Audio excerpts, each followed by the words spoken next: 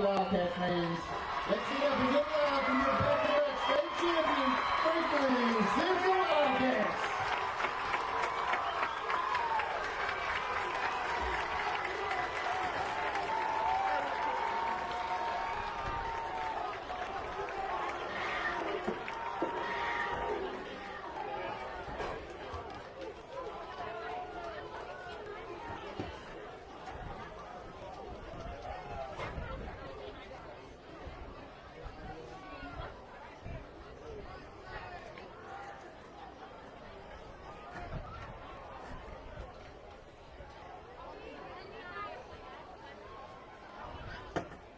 New lights. Yes. And I will advise you do not look directly into the lights. No. They are bright. You might have seen the article in the Franklin Favorite, the one of Franklin, now one of only 2 high schools in the state of Kentucky to have these lights. They're different. They're oddly shaped. They're like a spiral stairwell. That's what it reminds you of. They look like a staircase, yes. But they illuminate this field, and it's going to make our jobs even easier. Yes. So we'll take it. We need all the help we can get. There's the first. We'll take it. Of the season. First of many. We are ready to play. Colby Elliott. No, that's not Colby Elliott. That is Ben Patterson. Already a curveball. Yes, Ben Patterson kicking for the Gators. He kicks it to about the 15-yard line. It's dropped over there by Partinger out of bounds. And the Wildcats will take over at about the 16, 1st and 10 for the first drive of the season.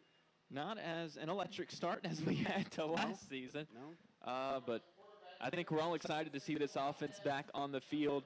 Of course, without Trey Bass and Carlos McKinney, it's going to look a bit different, but with Coach Preston on the sidelines, it's not going to look that different. Absolutely.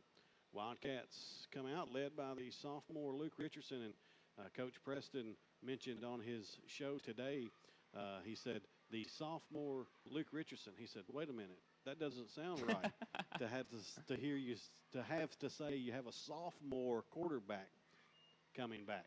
First play of the year is a handoff right up the middle to Carter, and he might not even got back to the line of scrimmage. And he was tackled by Lofton Howard. But that's what you have to do against the defense that Greenwood has out there. They've got the 3 guys up front, 5 spread out linebackers, the outside backers that are really just extra edge rushers there on the outside. You have to attack it up the middle to set up the run outside. That's what we saw last year. It was McKinney up the middle, then you come back with Trey Bass outside. You have to set up the outside run early by going up the gut. Richardson hands it off this time. That's Stutzman. He's out across the 20, 25. He has a first down. He's dragging Gators with him to the 31-yard line. Leo Stutzman for, what is that, 15 or 16 yards? 15. Yeah, 15 from the 16 to the 31 is where they'll mark it. 1st and 10 for the Wildcats. That's exactly what I was alluding to. You set up the outside run. You go inside. They're going to pinch in. You can come right back, go outside. It worked to perfection. First down of the year for the Wildcats on offense. You know, Stutzman didn't have a lot of room there, but he hit the hole and got through it. He knows how to make something out of nothing. Here's a handoff this time to Carter. A little better run this time across the 35 to the 37. So 6 yards on first down for Malik Carter. Actually, they'll mark him at the 38. So it'll be 2nd and 3, and there's an injured Gator. You don't want to see that at any time, especially here on the 3rd or 4th play of the night. Can't see a number just yet. Greenwood trainer and coach out to check on that young man, and Coach Preston will do what Coach Preston does and go over and check on him himself. 10:42 left first quarter. Of course, no score. Wildcats have 1 first down. They'll have a board says 2nd and 4. It's actually going to be a 2nd and 3 when play resumes. Young man still down. Let's step away and take a break. We'll be back right after this. You're listening to Wildcat Football on WFKN. Okay. Well, he got up as soon as I said that, so just give it right back whenever you play the spot. I knew that's what was going to happen. 15 seconds. I think they had it planned out. They're testing me is what they're doing. Yeah, they're going to mess you up. That's exactly what I thought it was. 5, 4, 3, It was Gornick. 2, 1. Back here, that was Jonathan Gornick, and he went off on his own power, so that was good to see. 2nd and 3 for the Wildcats. Here's a handoff to Gooch, I believe that is. Yes. He's across midfield. 45-40, 35-20. He's gone 10-5, end zone, touchdown, Wildcats. Chase Gooch to the house. And that's what happens. As soon as Gordon goes out of the game, he's the big guy up front that makes that defense work. He goes out immediately. Franklin goes up the middle. And once Chase Gooch gets past that first level, you're not going to catch him from behind. That is the electric offense that we have been missing, and I'm glad it's back. Absolutely. How many yards was that run? It's almost too much for us to count. 62. 62. You're at the 38. 62-yard touchdown run to put the Wildcats up 6-0. Cole Hollingsworth's extra point out of the hold from Luke Richardson. Snap back, ball down, kick is up. And good. With 10:27 left. First quarter, Wildcats 7, Gators nothing. We're back after this on WFKN. All right. I've got you, brother.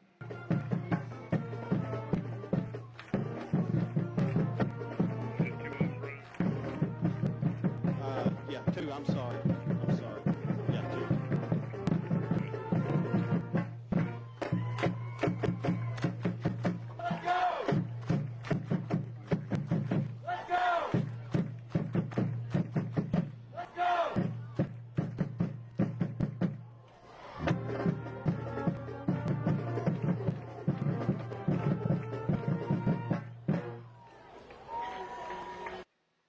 Not one touch for Tedrick that drive. 15 No. seconds.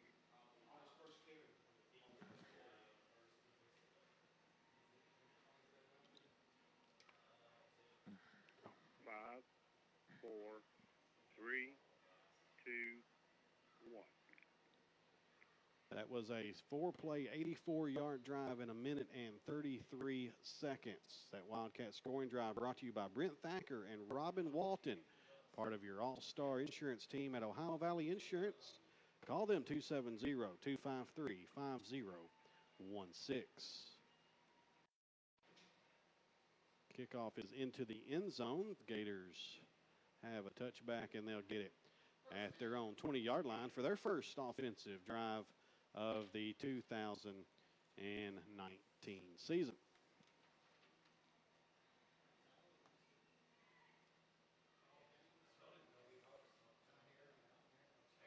John Morrison leading the Gators onto the field. He's in the shotgun, 4 receivers. He wants to throw right, does, got a man, it's caught. Across the 25 to maybe the 28. Gain of 7 or 8 on first down. That was Yuji Agawa on the catch. So 2nd and 2, good play there to start things off for the Gators. And we knew they were going to try to spread things out more this year. Going to see a lot more passing from this Greenwood offense. As I mentioned in the scouting report, Morrison, not really their traditional spread wing T quarterback, so figure they might try to air it out a bit more with him slinging it. This time it's a handoff, and he's got nowhere to go. That was David Odom, not the ex-basketball coach, but the running back for the Gators, and he got back to the line of scrimmage. That's it, 3rd and 2. Was lucky to get that far. He was swallowed up in the backfield. Actually, they'll say he lost a yard, so it'll be 3rd and 3. 9:20 to play, first quarter. Big 3rd down here for the Wildcat defense. 2 receivers right, 2 left for Morrison. In the gun, takes a snap, looks left. Stays on that man, gets it to him. It's caught, and that's good enough for a first down. That is number 8, Aaron Steele, a 6 foot, 170-pound wide receiver for the Gators, and they have their first down of the season. Steele will go off. Agawa will come back in and replace him.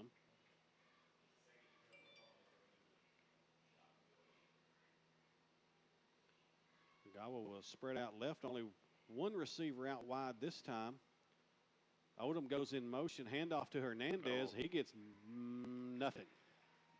He lost a yard, I think. I mean, this is a run defense that last year was second best in the state. So you know that's the strength of this defense. Everything they lost, everything they bring back, that is still going to be a strength of this Franklin Simpson team on the defensive side of the football. The biggest question mark comes with that pass defense. We've seen a couple of plays where Greenwood was able to take advantage. Got to figure Franklin Simpson will make some quick adjustments because all the passes so far, we've only seen 2, but it looks like they're going to try to get the ball out quickly, keep it short, try to give the receivers some room to work with. And we've got a quick stoppage. Now we'll play again. 2nd and 10. He did get back to the line of scrimmage, so 2nd and 10 for the Gators. Odom takes the handoff, trying to get out wide to the right. He does. Across the 35-40. Good move. He's near midfield. He crosses midfield, and he's across the 40, across the 35. Man. And a late flag. And we'll see what that's about.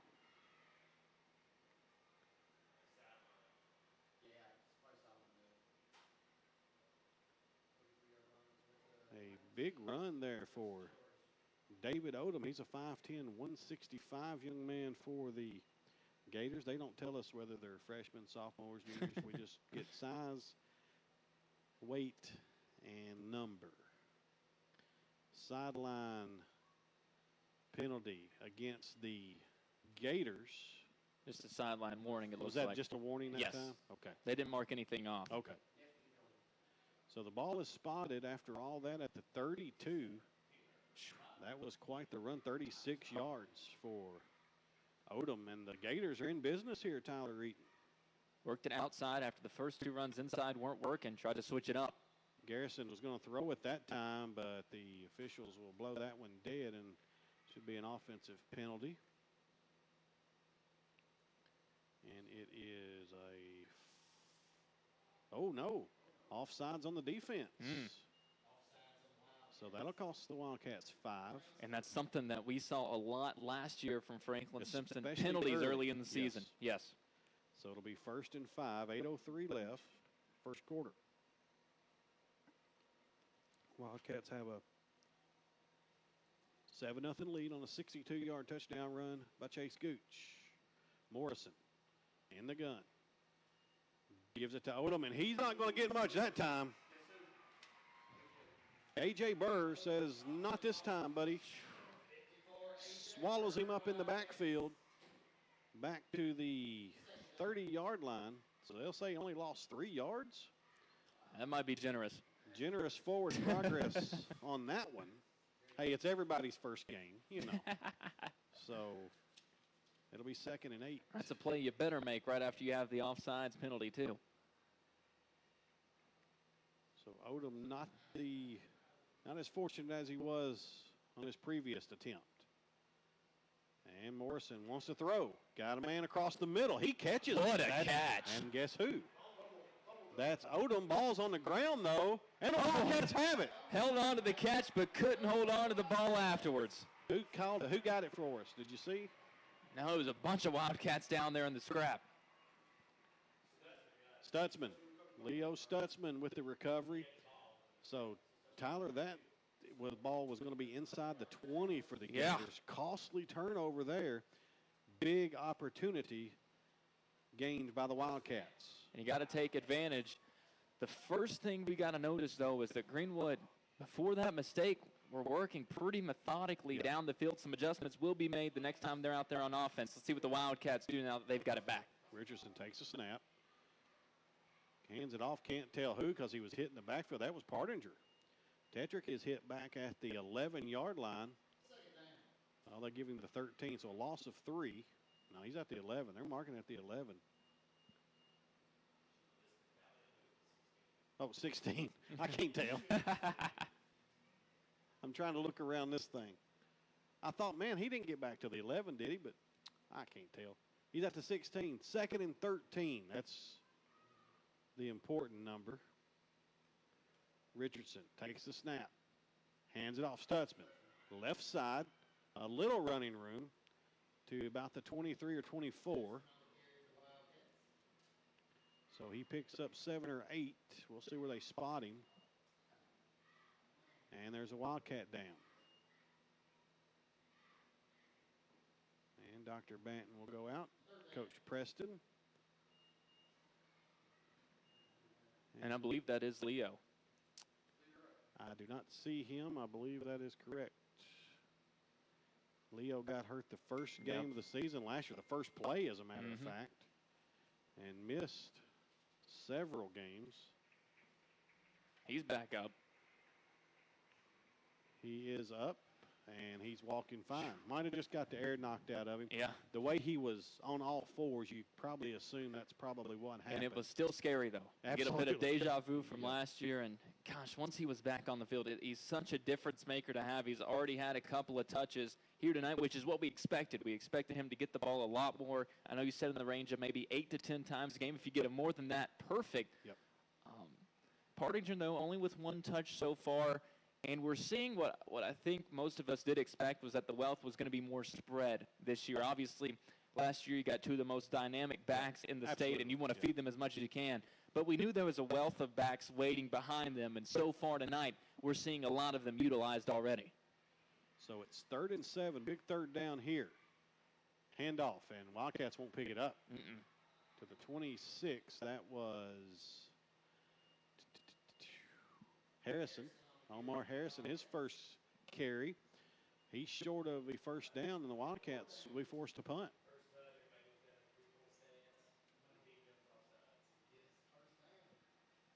I don't think that this game has gone to the tune that many of us thought it would. I mean, Greenwood came out on that first drive, and they had their way with Franklin Simpson, especially through the air, which is something we were concerned with all of last year. It's a concern we had coming into this year. We'll see what adjustments the Wildcats make on defense after the punt. Cole Hollingsworth back. He has the snap. He gets it away. It's a high punt and goes out of bounds. I think it hit out of bounds first. Yep, 45. At the 46. Oh, they move it up 1. So that's where the Gators will take over in good field position for their second drive of the night. 5:14 left, first quarter. Wildcats 7, Greenwood nothing. And Tyler, it will be, they did mark it at the 45 there after all. It will be interesting to see, as you mentioned earlier, how the Wildcat defense adjusts with that passing game. Greenwood found something they liked there in that first drive. Wildcats got a turnover. We'll see how this one goes. Here's a handoff this time. Trying to get outside. That's Sloan. He gets to midfield, and he is tackled there. He gets about 5 yards on first down. Brownlee on the stop for the Cats. And where are they going to mark him? They're going to actually mark him at the 46, so 6 yards. It'll be 2nd and 4. It's surprised we haven't seen more of Sloan. I mentioned in the scouting report that he really didn't get the ball as much as you'd think he should have last year. Averaged over 10 yards a carry. Rip Franklin Simpson, a new one, nearly had 100 yards against the Cats on only 7 touches, and just now gets his first one tonight. Kind of makes you scratch my bald head. You know? I wouldn't put you through that. That sounds painful. 5:07 first quarter. Greenwood has a 2nd and 4 at the Wildcat 49. Handoff Henderson. He's got some running room. Cross 40. Hernandez, man. And down to the 35. Christian Hernandez. You know, he's running with a little something extra tonight, too. Former Wildcat. Transferred up to Greenwood. And he has a Gator first down.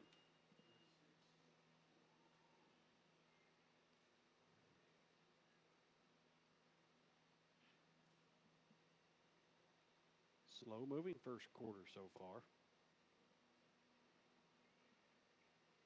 Greenwood's working at their own pace right now. They're dictating it. They are for a fact. Morrison hands it off this time. That's Sloan. He's slippery. He's slippery. Crosses the 30 and runs over Riley Brownlee. Right now, Tyler, Greenwood's taking it to the Cats. They are. Flag down. See what this is about. 2 flags down. I hope it's a hold. Right there, I bet you're right. Now, the other one may not be. I mean, that run right there. That one's at the 35 is probably holding. Yeah, that one I would guess is. And really, it didn't matter if there was or not. I mean, Sloan, like we both said, he's just a slippery back. He ran through a couple of guys.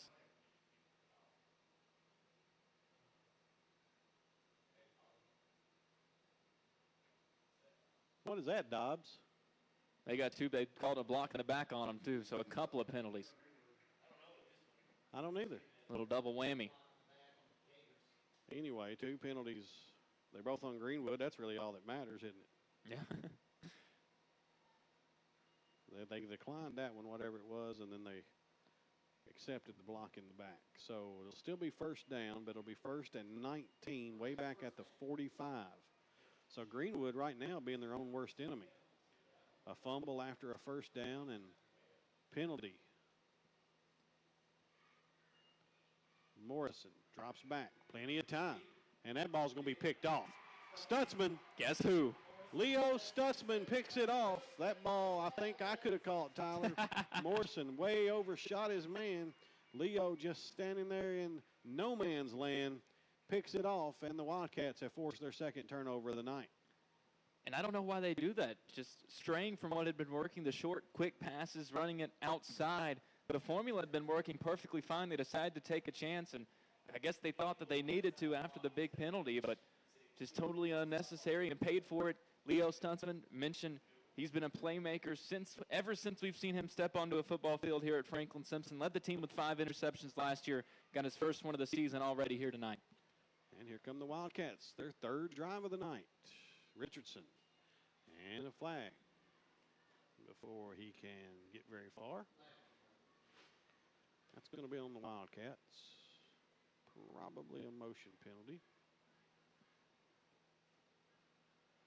And false start is what it is.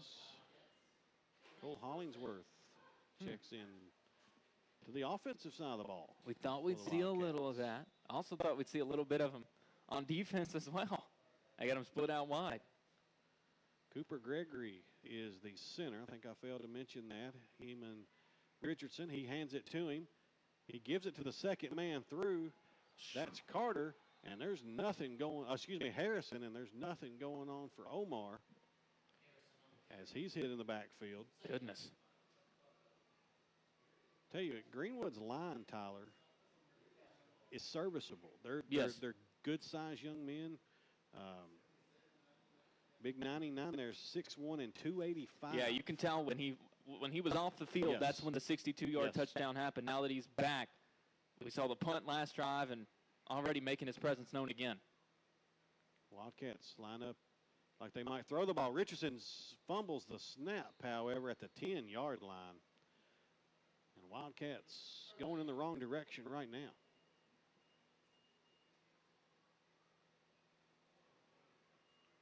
And that's going to make it a 3rd and 16 with 3 minutes and 10 seconds left.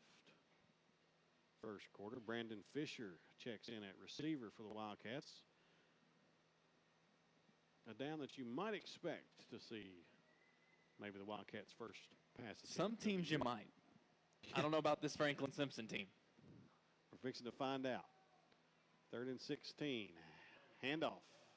And nothing doing. That was, who was running it? And he's hurt, whoever it was. Oh, we did fumble it, and Greenwood recovered the fumble to add insult to injury. And I think that's Carter. I can't tell. Still down for the Wildcats.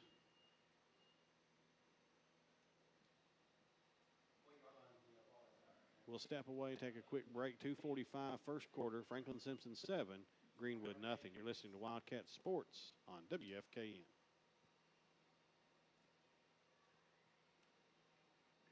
Hey, Brian, is it cool if I go take a sick break after this? Yes, sir. Just let me know when you're back. Always.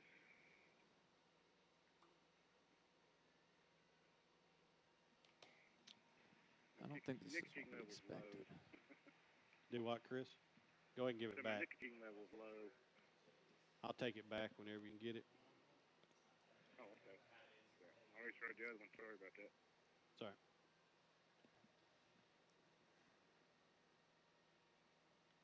We Gucci. Well, not on the field right now. Okay, 15 seconds.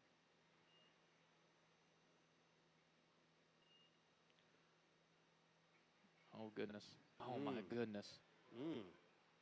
He just about got the first down. 4, 3, 2, 1. Gators take over at the Wildcat 15-yard line. And Odom has a good run off to the right side.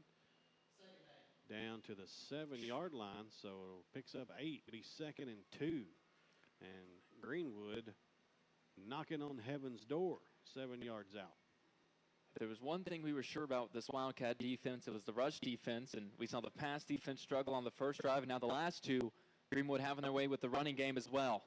And there's a false start. We'll take it. I'm telling you, I said it early, I'll say it again, Greenwood is their worst enemy right now. Yes. And I think we could both say, with the exception of the touchdown for Franklin Simpson, which we mentioned Greenwood's best defensive player, at least to our eyes, and in terms of impact on the game, Jonathan Gornick was not in the game. You take that away, Greenwood has been the better football team so far. And they called offsides Wow. on the Wildcats. So I don't know about that one, but I guess a defensive player movement must have caused the flinch. and it's 1st and goal at the 3-yard line. Morrison fumbles the snap. He got it back. I'll tell you what, both teams, you can tell it's first game. Yes. Little jitters out there. Snaps being fumbled, different things happening that you probably won't see a few weeks from now. Not that you couldn't see it, but you can just tell tonight both teams playing with a little nerves. And if you're Franklin Simpson, you got to get it out of your system, considering who you've got the next 3 weeks after this. And that could be playing into what we're seeing right now. You can't overlook anybody, especially in your season opener. Greenwood is obviously coming out hungry. Morrison gets under center. Takes the snap, gives it to the big man, the man we referred to earlier. Gornick. That's Gornick. How do you tackle him? We did somehow at about the I 2 don't know yard how. at about the 2-yard line. I'd give it to him every time, honestly. 6'1", 285. I'd give it to him again. If I'm a coach, why not? He's staying out there. Reminds you of Johnson Central's old fullback. Reminds me of the refrigerator Perry. Reminds me of. Odom, Morrison kept it, and he's in the end zone. Touchdown, Gators.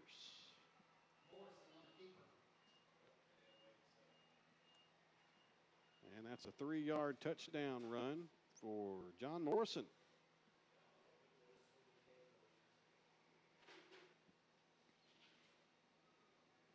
And look at this formation, Tally.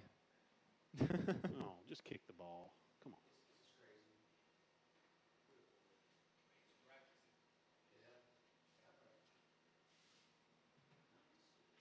96, Ben Patterson. That's the young man who's the son of the new Methodist pastor here in town.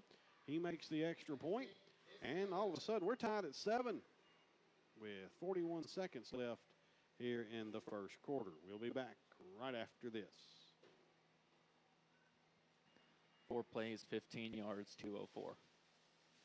I've got him, Davis. Chris is outside. I forgot. So it's Well, we're still here. 7-7. We're tied up here with 41 seconds left in the first quarter.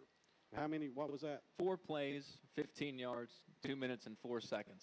Capped off by the 2-yard touchdown run by the quarterback Morrison. All right. There's your drive summary. That's quick and simple. Yeah, I mentioned Patterson, Ben Patterson. He's the son of Chris Patterson, who is the new pastor at the First United Methodist Church here in Franklin.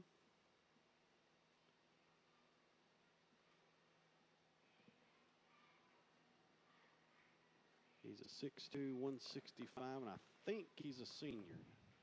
It's the Greenwood team. I mentioned they're low on seniors. It's the team. They've got more underclassmen than upperclassmen. And here they are as we're about to end the first quarter. tied up with the defending 4A state champs. I don't think anybody expected it except for perhaps Greenwood. Patterson kicks a good one to about the 2-yard line. Stutzman gets it across the 10, 15, 20. He's got some running Go ahead and room. take it back. 30, 40, midfield, 40, 30, 20. Oh, he gone. Put it on the board. Touchdown, Wildcats. That's 98 yards. Leo Stutzman. And there's the response. There's the response. That's why they're back-to-back 4A state champs. Everything is going Greenwood's way. All the momentum is on the Gators side.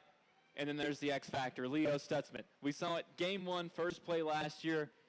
There it is again. Whenever somebody needs to step up and make a play, he had the interception earlier. Here he is now, Leo Stutzman.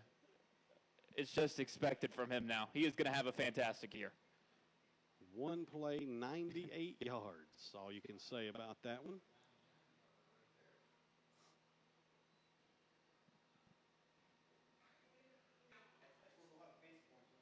And Hollingsworth for the extra point. Snap back, ball down, kick is up, and it is good.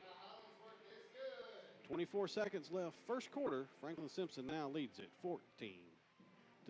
We'll keep it here as we near the end, finally, of what has been a 30-minute first quarter. And what a first quarter it's been. It has for a fact. Wildcats got on the board first on their first drive with a 4-play, 84-yard drive, a 62-yard touchdown run by Chase Gooch.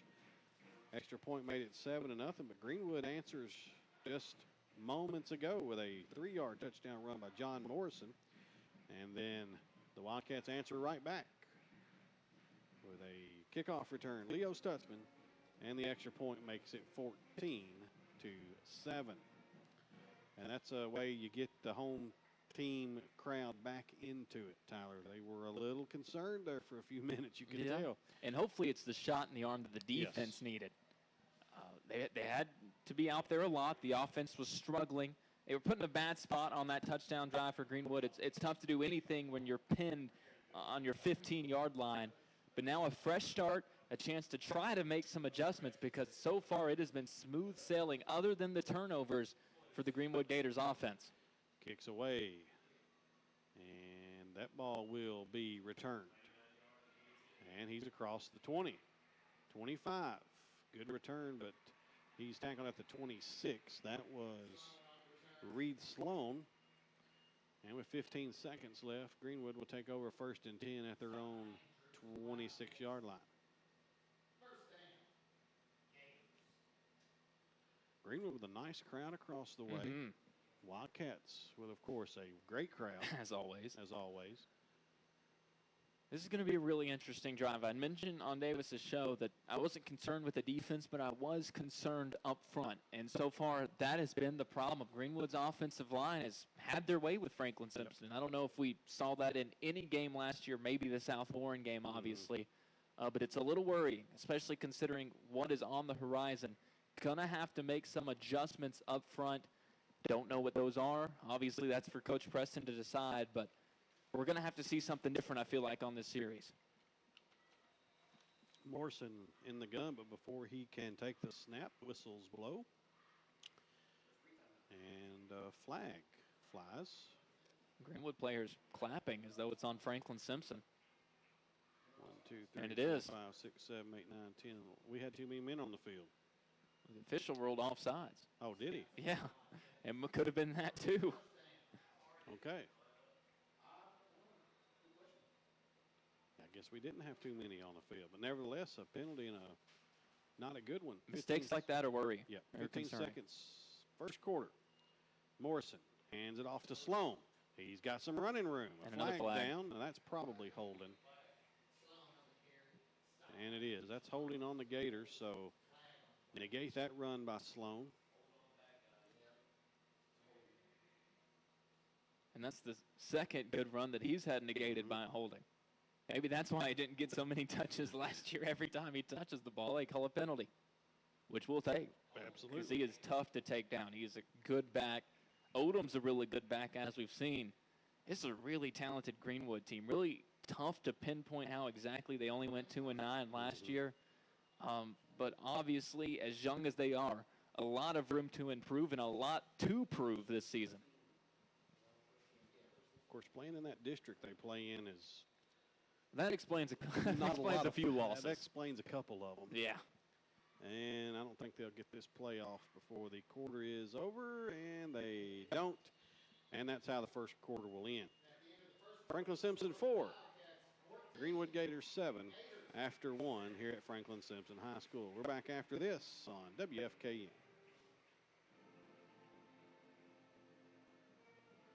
You all right? Give me a couple.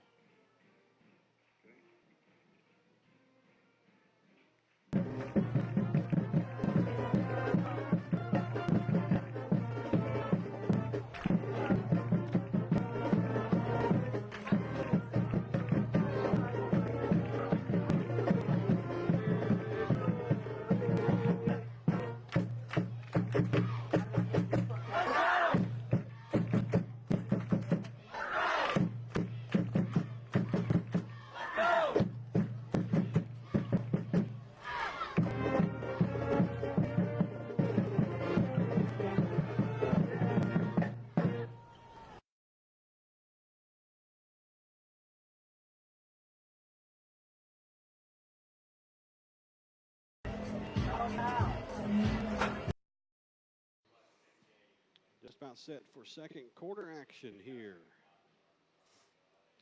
at James Shaytree Matthews Stadium and Hugh Crowdis Field on the campus of Franklin Simpson High School. Opening night of high school football for the Gators and the Wildcats. Gators have it. Morrison rolls to his right. He wants to throw it.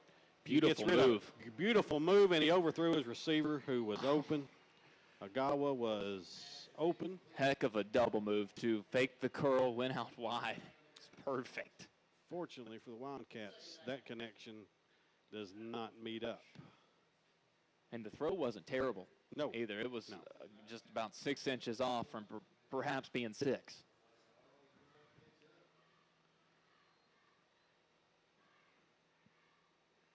And if you're Franklin Simpson here, you need to force a punt in this situation. You've had the 2 turnovers that you forced, but so far 5 first downs for Greenwood. Franklin Simpson just 1. Still up on the scoreboard thanks to 2 huge plays, but defense needs to make a statement here. 2nd and 16 from the 20. Morrison wants to throw again. And he's looking at Agawa. No, that's not Agawa. Sloan. And Stutzman breaks that one up. He had me fooled on who he was looking for there. I don't know if that's who he was actually throwing to. It was a wobbler that just kind of hung up between a couple of guys. I think he was going for Agawa first, but like you said, it hung up there. Sloan tried to get to it, but Stutzman breaks it up, and it'll be 3rd and 16. And that's 3 times now they've tried to throw deep. None of them have been successful. The short passes have worked, and I understand wanting to throw it deep because you have down in such a long situation, but the short passes have worked. The outside runs have worked. I don't know why they're switching it up, but it might be the break that Franklin Simpson needs. Now you just about got to throw it deep here on 3rd and 16. Morrison tries to shovel pass it ahead. Ball falls harmlessly to the ground. He was looking for Hernandez. And that'll bring up 4th down, and Greenwood will be forced to punt. I just don't understand the play calling on that drive, but we'll take it. Yeah, 2nd and 3rd down, there's not a lot of reason to be throwing a deep ball. That backed up into your own territory especially. First down, I understand you try the double move outside because they're expecting something short to try to make up for the penalty. But to do it 2 straight plays, and third down, it looked like they were doing the same thing, but Franklin brought a blitz to counter. I don't understand it. Patterson to punt. It's a good one. Takes a Wildcat bounce. And will be settled down at about the 49-yard line. So midfield for the Wildcats as they take over with a 14-7 lead with 11 and a half minutes left, second quarter.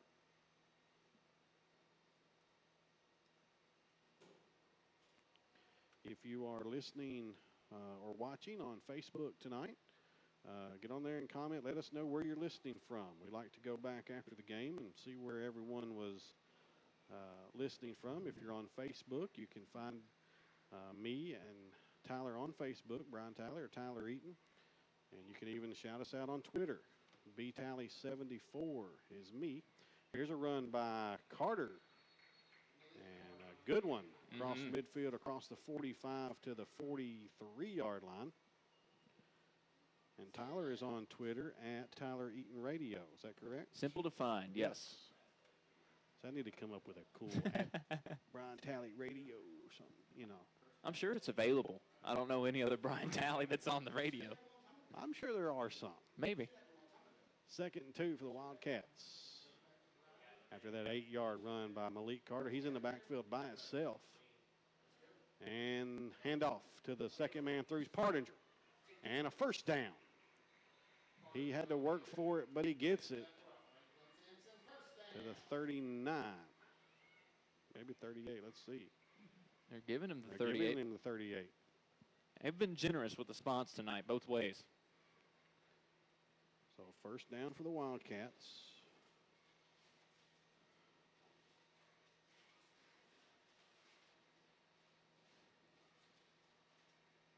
You can also follow game updates at 1220 WFKN on Twitter. Wildcats hand it off to Carter. That's Gooch, actually. Was it good? It was Gooch. Running it out of the I formation. Out of the You'll see I. that. And nothing going for the Wildcats. Richard Perry, Tyler, says he's listening in Phoenix, Arizona. Hey, there we go. I think he's outside the range of WFKN, so he must be listening either online or on Facebook. Richard, I miss you, buddy. Hope you're living a good life out there, doing a good work. I'm sure it feels a lot better here tonight than over in Phoenix. Possibly. It is absolutely perfect for football. 2nd and 9, 9:40, second quarter. Here's a handoff. Carter, nothing. That's Harrison. That was Harrison. He's gotten a lot of run tonight. My apologies, Omar. We're still getting used to all the new guys. We're used to Bass and McKinney. Yes. If somebody's running it, it's Bass or McKinney. That's just what I know. Yep. You know. And I'm with Brian Davis over beside us. I'm really surprised we have yet to see a pass attempt. The run game has not worked very well outside of a couple of big gains. Stutzman has the only first down before this drive for Franklin Simpson earlier for 15 yards, and then the touchdown run from Gooch. Now we're going to air it out. See it pass right here. It's complete. Great tackle. And a good tackle is right. Partinger catches it. Lofton Howard got him down just as soon as he caught it. And it's 4th down for the Wildcats at the 34-yard line. It'll be got to go for it here. It's a weird spot. 4th and 9. They're going to punt it. Well, it is understandable given how well the Greenwood offense has played. I think if the game has gone any other way than it has so far, if the defense has been as good as it has been in the past, you probably go for it here. If this is last year's team, they go for it. Because of the rhythm that Greenwood's offense has been in, got to try and pin him and see if your defense can get another stop and get you the ball back quickly. So Sloan back deep to receive this punt. And Hollingsworth gets it away. And it's good. Can the Wildcats down it inside the 5? They do. Branson Andrews gets on it at about the 2, 3, 4-yard line. Great punt by Cole Hollingsworth. That's what you needed. That's exactly what you needed. And we'll see exactly where they Like mark it. Looks 4. like the 3 or 4. It will be the 4. And that's why you punt it, I suppose. There were times when you see why we were up here and Coach Preston's down there. Yeah, well, not there are times. It's always. Yeah, I mean, many times. I'm not going to say how many times there are for our sake. Morrison in the shotgun, standing in his own end zone, gives it to Hernandez. He's got some running room. He's got a lot of running room, as a matter of fact. He's all the way up to the 25-yard line. A 21-yard run by Christian Hernandez. And that's why I was wondering why the last time Greenwood was out there, I understand it was a 1st and long situation after the penalty, But why come out and throw it long every single play when the outside run has been working? Another one we see right there. The short pass has been working. I'm sure we're going to see a couple of those on this drive. And it looks like they're getting back to that. They understand what's working. Morrison back in the gun. Looks to his right. Throws it over his receiver's head. He was open again. Chase Gooch was recovering quickly, but if that pass is on the mark, it's a completion. It's not, and it's 2nd and 10 for the Gators. And when I said in the preview that Morrison is a pocket passer, he's more comfortable there, it doesn't mean he's a great passer. He only completed around 48% of his passes last year.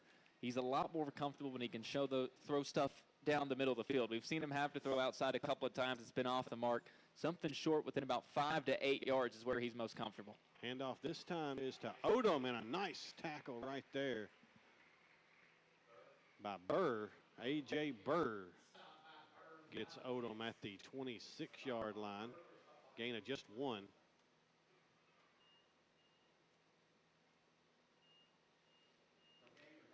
And it's 3rd and 9. And now we'll see what Greenwood goes with, because the last 3rd and long we saw Franklin come with pressure. Will they do that again, and will Greenwood run something to counter that, try to get it out quick? Morrison in the gun, takes a snap, rolls to his left, wants to throw it, does, got a man wide open, he hits him, and he's got running room across midfield to the 25, and he's tackled there finally. Tackled by Brownlee, and a big pass play there for the Gators. 49 yards picked up on that one, and a lot of it after the catch. A lot of it. And we've seen that all night long, and that's something that we are not used to seeing from these Wildcats on defense. Last year, years past, you did not see a lot of missed tackles. Been a big issue here tonight that I'm sure Coach Preston is going to look to shore up. And you're going to have to shore it up. Otherwise, Greenwood's going to keep rolling just like they have all night long. 1st and 10 all the way at the 27 where they marked him out of bounds at. Morrison hands it off this time. Hernandez across the 25 to about the 23. So a gain of 4 on 1st down for Hernandez.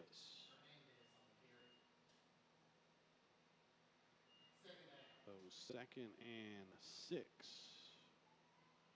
With 6:15 left in the first half.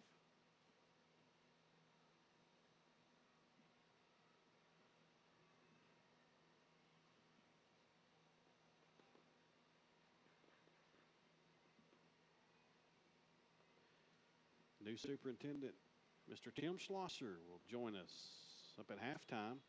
And flags down now before this play can be ran. I believe that's probably on the Wildcats. Offsides yep. on the Wildcats. I saw some movement up front, and then if you're an offensive lineman and you see them move, no matter if it actually throws you off or not, just react, and you're going to get that offsides penalty. So that makes it 2nd and 1. That's a big penalty. From 2nd and 6 to 2nd and 1 inside the 20-yard line. And you can't help out this Greenwood offense right now, which is what Franklin Simpson has done with the penalties so far. Morrison hands it off to Sloan. He has a 1st down, and just a shoestring tackle by somebody on the line, or that's 6 points. 1st down, Greenwood at the 14. Very fortunate that he was tripped up, or that probably would have been 6. Yep. Greenwood just having their way. I expect we will see a different Wildcat defense in the second half. I would expect they're going to get quite the speech at halftime. Got a feeling. Morrison gives it to Sloan. Sloan is wrapped up there. That was good tackling. Yep, good form tackling there at about the 10-yard line for a gain of about 4. It'll be 2nd and 6, 5 minutes to play first half. We'll try to get you some scores from around the area. Allen County Scottsville was getting blitzed. Man, you talk about a surprise. 42-0 by Elizabethtown. That was at halftime. That game's probably over with by now. We'll try to get some scores for you Handoff is Odom, and he's got nowhere to go that time. That's Chase more Gooch like it. wraps him up and throws him down.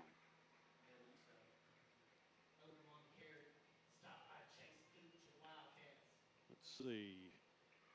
E-Town does beat Allen County 42-0. Of course, they had a running clock the entire second half.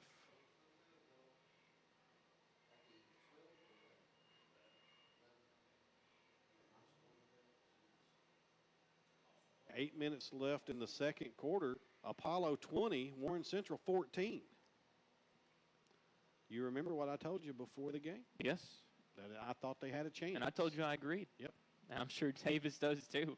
3rd and 7. Morrison rolls right, wants to throw, looking end zone. Just missed him. Throws it short, thankfully. Falls to the ground, and that's going to be an interesting 4th down call here for Coach Howard. And I don't think he's got to think about it. I believe he's leaving his guys out there. His special teams unit was lined up on the sideline, but I don't think they're getting the call to come out. If anything, might call a timeout for more time to think about it, but he sends his quarterback right out. He sends everybody out there. He's got his play in, and we'll see what's going to happen here on 4th and 7 from the 11-yard line. Had a quick chat with Ugawa. He's lined up outside right side. We'll see if something's coming his way. Going up against Riley Brownlee, single coverage out there. And timeout. Greenwood. We'll be back right after this. You're listening to Wildcat Football on WFKN. Hey, Davis, when did this drive start? Okay. Oh, I thought you said 9. I thought you said 9. I'm sorry.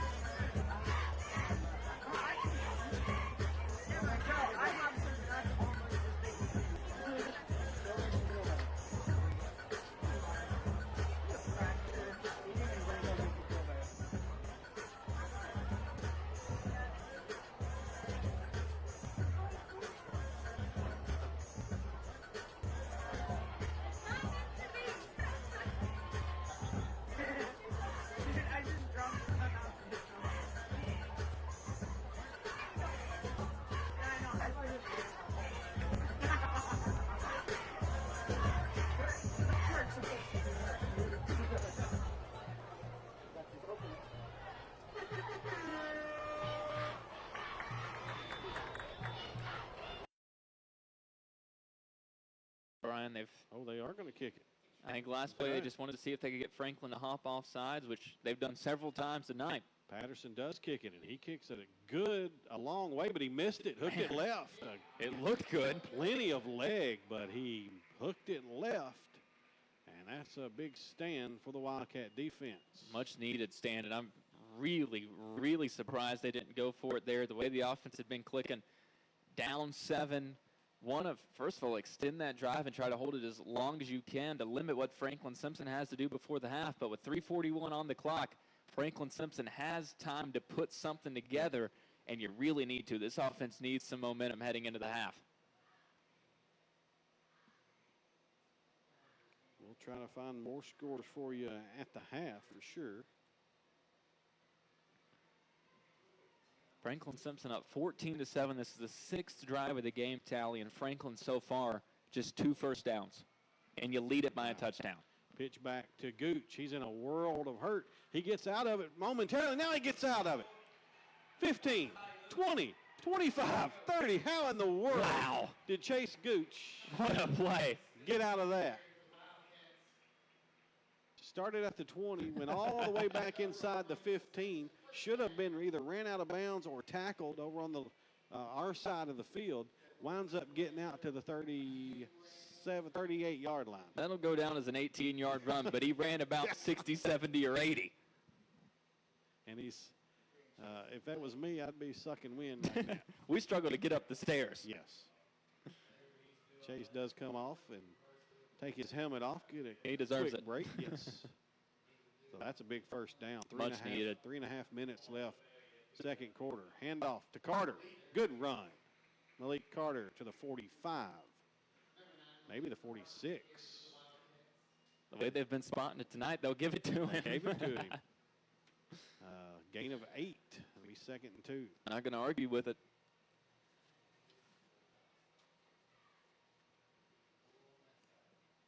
And coming into tonight, we talked about how dynamic Leo is on offense, Tedrick, Malik, but it's been Chase Gooch with 2 of the biggest plays of the game. You had the touchdown run, obviously 62-yarder to put Franklin on the board, and that 18-yarder where really it should have been about a 4 or 5 yard loss, and he just turned it into something magically, and now he's lined up outside at receiver. Handoff. Stutzman across midfield. Gets hit. Spins. Stays up. 45. And he's tackled there, but Tedrick's down. But he has a Wildcat first down. Partinger Holding his leg. Maybe he's got a cramp. Yeah. That's a cramp. Yep. Yep. Partinger's cramping. It's not hot tonight, but it's muggy. Yes. And that will play into those cramps for sure. This is actually one of the cooler opening nights you'll have. Mm-hmm. But humidity's pretty high. And Franklin Simpson now just on this drive have matched how many first downs they had in the entire game coming into the drive. Franklin Simpson needed this. They now need to extend it. You would love to put some points on the board, but early returns on this drive. Adjustments have been made, 18 yards, 8 yards, 10 yards. They're plucking away the Franklin Simpson way. This team, we're going to see a lot more of those long, extended drives, I feel like, that we're used to with Franklin Simpson, and this feels like it's turning into one of them. Tetrick is up, and he'll get some water. And we'll get that cramp worked out. First down for the Wildcats. My Twitter is just not working very well. I don't know about anybody else. It seems a little slow. You're listening to 1220 WFKN Franklin, Kentucky, by the way. 2.5 minutes left before the half. Handoff Gooch. He's hitting the backfield and wrapped up. Good defense there by the Gators. Lofton Howard, I've called that young man's name a few times tonight. But say loss of just one, another favorable spot. Yes, to say the least. It'll be 2nd and 11.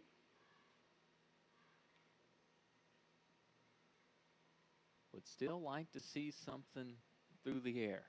Don't know if we're going to get it down. We see it here, but would really like to see something. Well, and we might. Richardson back to throw. He's got Stutzman out there, and he overthrew him. Perfect move. That was 6. Yep. And he overthrew him. And it'll be 3rd and 11. It originally looked like the curl that we saw about halfway through the season a year ago, and there's a little wrinkle that it looks like has been thrown into the passing game, a little stop and go, and it was perfect from Leo. Just an absolutely beautiful route. Luke just overthrew it. So you want to get a first down here, Tyler, if nothing else, to prevent Greenwood from getting the ball back. Especially the way they've been operating. Here before half, because you just about have to punt it if you don't pick up anything. And let's consider the bold decision by Greenwood to kick off to Franklin Simpson to start the game. They'll get the ball to start the second half. 3rd and 11, minute 40 left. Richardson hands it off to the second man through Partinger. He's across the 40. He'll be short of the first down to the 39, maybe 38. Be the 39-yard line. So a gain of 6. It'll be 4th and 5. And now it gets a little bit more interesting about what you might do. I think that last punt, you would have thought, would have instilled some confidence the way that Cole stuck it inside the 5. And yet here the offense is out on the field. Cole is done over here on the sideline, so Coach Preston thinking of going for this. Might just be waiting to call a timeout. Burn some clock, too, yep. Surprised Greenwood didn't stop that. And they'll let it run under a minute now, 52 seconds. Timeout for Franklin Simpson.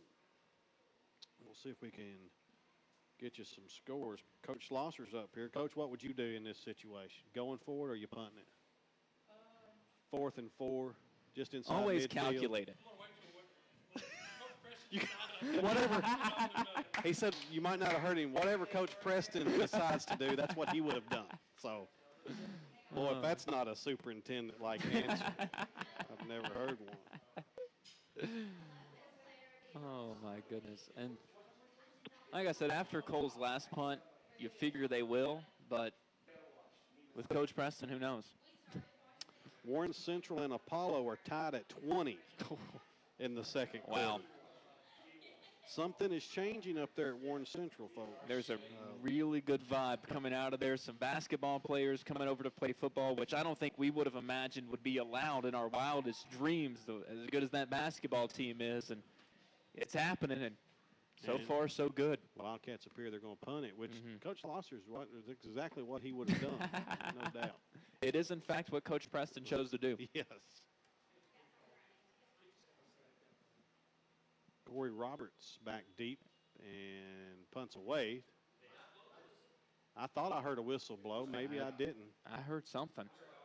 Inside the 20, the ball comes to rest about the 17-yard line. There was a whistle from somewhere. Somebody in this stadium has a whistle. 41 seconds left, but Greenwood does get the ball back. And I don't recall them calling a timeout. Do they have all three? They called one before the field goal. That's right, before the field goal. Yes. Yep. So they've got two left. And I was really surprised they didn't call one as soon as that third down play was finished and instead let Franklin Simpson run the clock down, call one of their own, and pin them inside their own 20. I don't know how aggressive they'll get with this field position. Especially just down a score.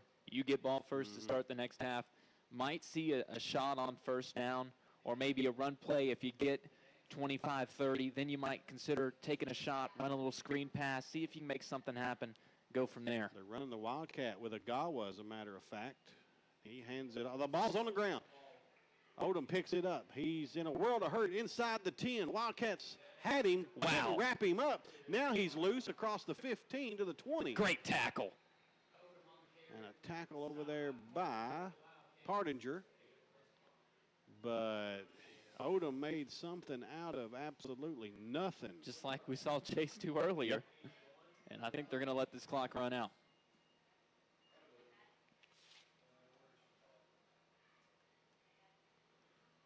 And I believe that is how our halftime will come to be. We've played 24 minutes. Wildcats 14, Greenwood 7. Your halftime is brought to you by HG Staffing and Ruby Branch Farms. I'll be back and talk with former coach and now superintendent, Mr. Tim Schlosser, right after this. You're listening to Wildcat Football on WFKN.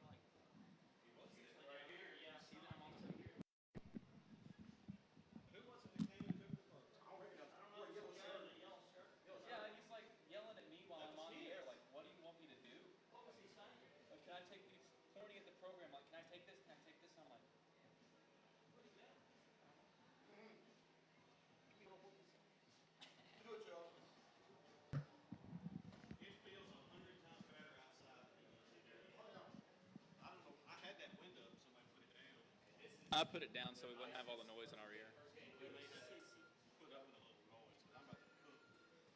Well,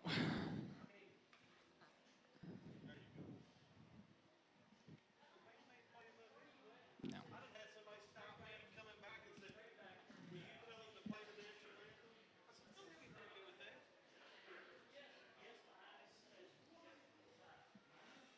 And then, man,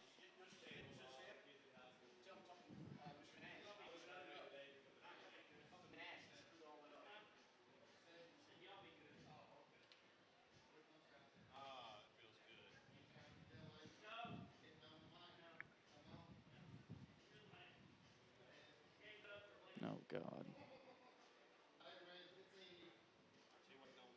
Yeah.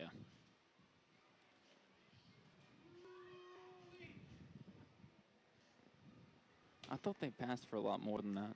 It felt like it, but they Because didn't. the one pass was like 40-some yards, wasn't it? Yeah, it was Ogawa. Yeah. And then, I mean, they've run for over 100, which did not happen last year at all.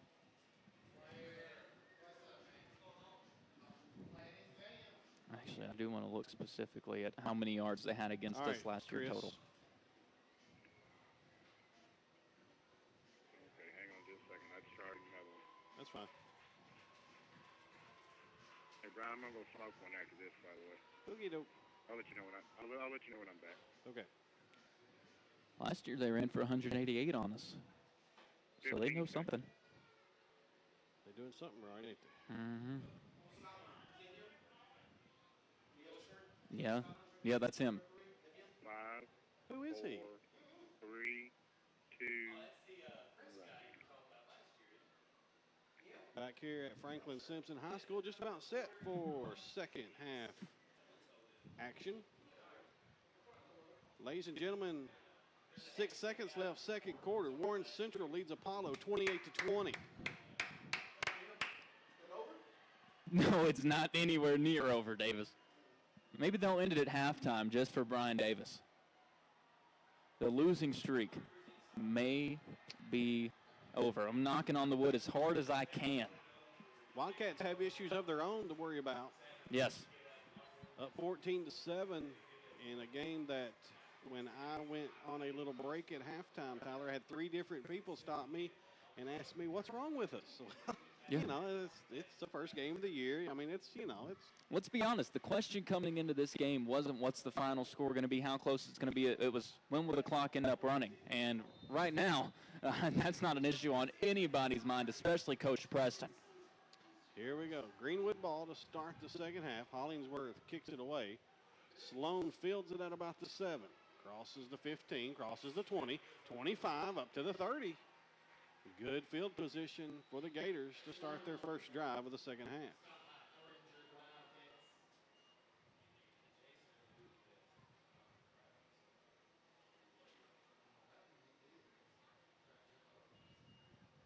So the Wildcat defense will look to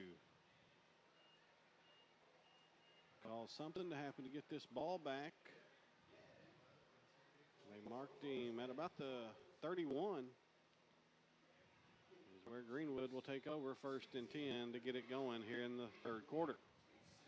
We'll see if they get back to that short passing game that's been really effective, as well as those outside runs. They tried to throw some deep balls, didn't really have much success with it. We'll see what they do on first down here. Hand off to Sloan. Nothing doing.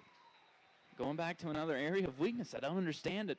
I understand that you want to set up that outside run by going inside, but that setup play all game long has not been necessary. Connor Rogers with the stop. Connor, good to see him out there. He's been dealing with a injury and hasn't practiced much at all. Big expectations for him and a lot of pressure as the remaining member of that fantastic linebacker crew from a year ago. Morrison hands it off again. This is Sloan again, and this Wildcat defense up to the challenge there. A.J. Burr in there, as well as Hunter Sutton coming up to make a play. And it's 3rd and 9. Back-to-back runs between the tackles for Greenwood. I don't understand the play calling. Playing to what so far this game has been really one of a few cards that have gone Franklin Simpson's way on defense. And now you got one of those 3rd and long situations.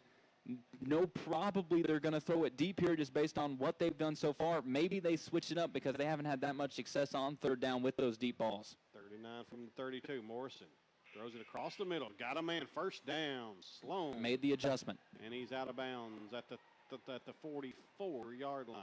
Gain of 12 yards. Needed 9.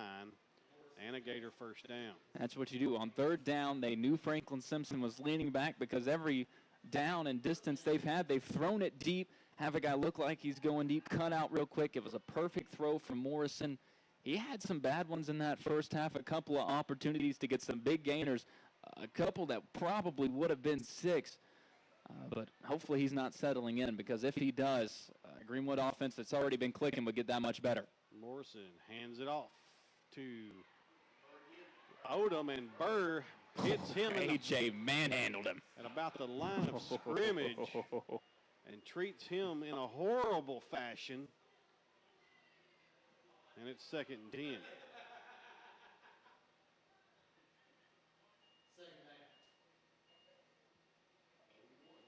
Oh, they'll give him a yard. Gave him a yard. Okay, 2nd and 9 at the 45 of the Gators.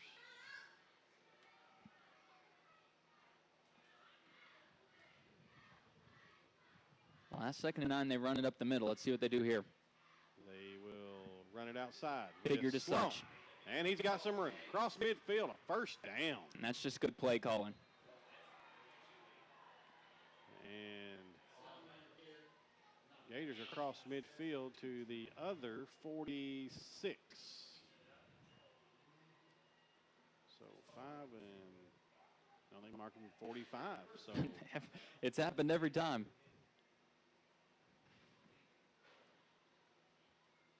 First and 10. Big opportunity here in this game for this Wildcat defense. Yes, and a big opportunity for Greenwood to make a statement.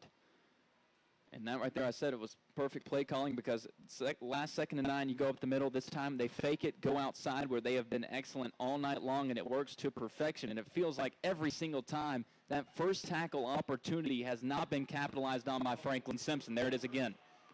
Missed the first tackle, but tackled at the line of scrimmage. Leo's got the second one. By Leo, that was Aaron Steele on that carry, and Mr. Steele did not have any luck. Back to the line of scrimmage, 2nd and 10. But it feels like every single time that a Wildcat has had an opportunity to make a tackle on the first attempt, sometimes even those 2nd and 3rd, they haven't been able to bring the runner down. And that's an issue that Franklin Simpson just has not had over the past few years. And I understand it's a first game, and that's just something that you got to have nailed down. Tackling is so important, especially in high school football. It's run heavy, and I understand these backs are slippery, but that's something that's going to have to be nailed down.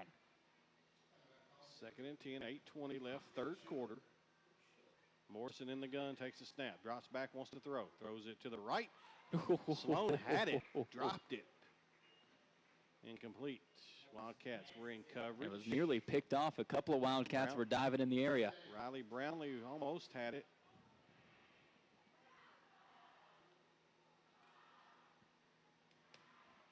Brownlee, the junior, 6 foot 165. And last time on 3rd and long, we saw him go with the out route. So we'll see if they go with that again or try something down the middle. Just like we saw with that 2nd and 9 situation, you can show one thing, then go with the opposite. Will they go back to what worked or try something different, try to catch the Cats leaning? Wildcats need a stop, 3rd and 10. Here's a snap. Morrison rolls left.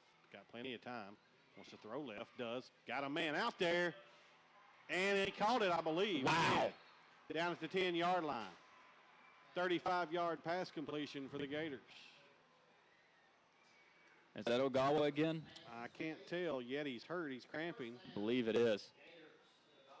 I think it is, but I'm not sure.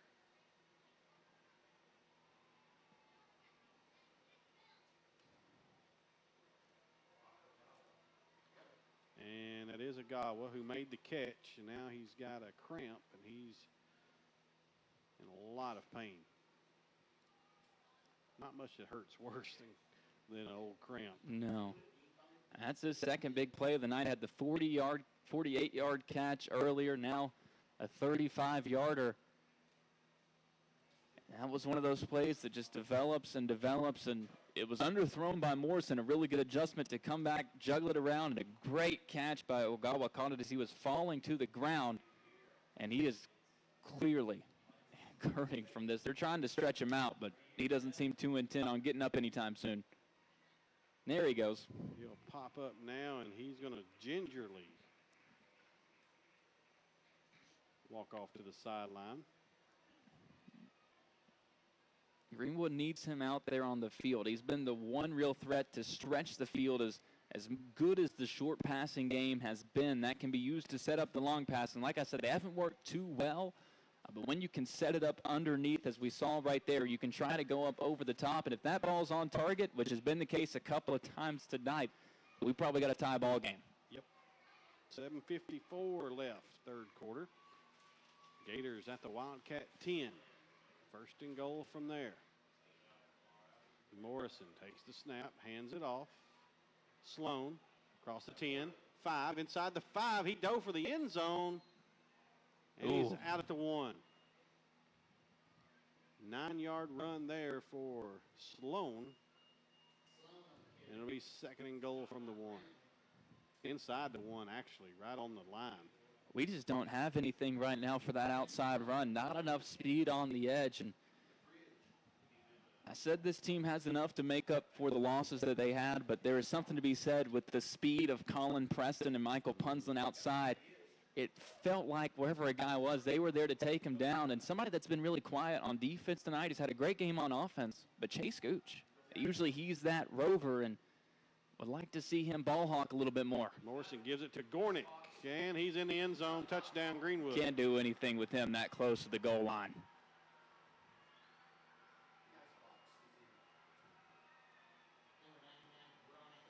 Just a methodical, dominant drive for Greenwood. Having their way, got into a couple of third down situations, but even then, they had the perfect play drawn up to take advantage of setup plays early on. And here we are about 5 minutes into the third quarter, and the Gators have a chance to tie this one up. 14-13, Patterson on for the extra point. He'll be out of the hold of Agawa. Snap back, ball down, kick up, right through there. And we are tied with 7:17 left, third quarter. Franklin Simpson and Greenwood tied at 14. We're back after this. You're listening to Wildcat Football on WFKN. You ready?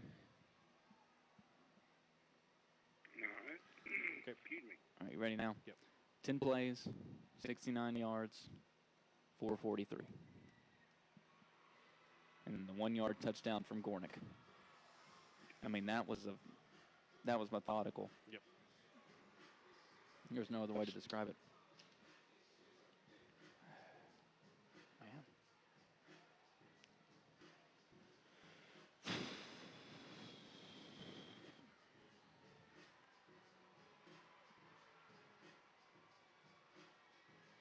And they are loud over there, dude. They have all the MO. Yep. 15 seconds.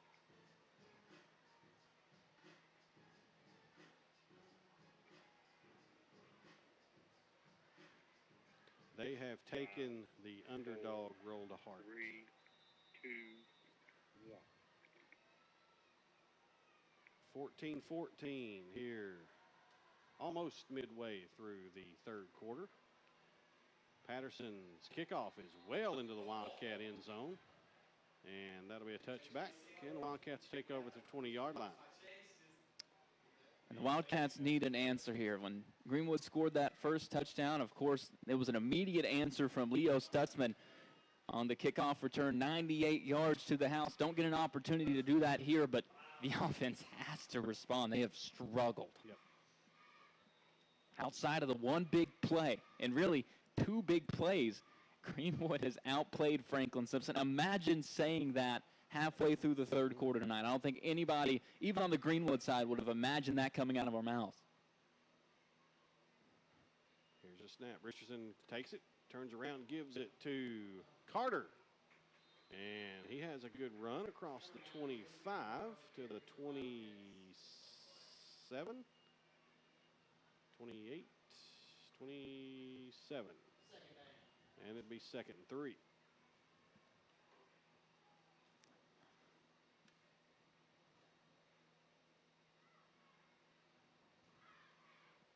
Malik now, his 6th carry. He's had the most runs of any Wildcat back, which we've gotten used to from that fullback role, but would like to see a bit more from Tedrick. We've really talked about how important he's going to be this year. Just 3 carries for 8 yards in that first half. Here's a carry again for, that was Carter again. And going nowhere. Nothing. Yep, that was Carter. And it gets back to the line of scrimmage. It'll be 3rd and 3. I told you and Brian Davis on the preview show, mentioned my concern for the defensive line a few times, but I said 2 things to watch up front, defensive line and offensive line. I know we got some guys back on the offensive line, but the guys that we lost were so important. Obviously, Jack Randolph, ridiculously talented on that left side. There have been some struggles tonight, and we've seen it inside and outside at times. Handoff this time is to Stutzman. Across the 30. Tries to juke, can't. And think he got it. Has a first down. Barely of the slimmest of margins. But a first down nonetheless.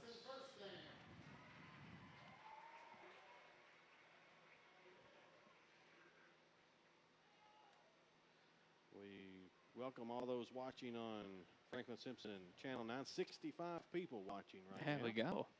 66 as I say that. Be sure and let us know where you're watching from. We appreciate you watching Wildcat football. Handoff, Carter, nothing. Line of scrimmage, maybe. Maybe line of scrimmage. And big number 99, Gornick, is doing everything for the Gators right now.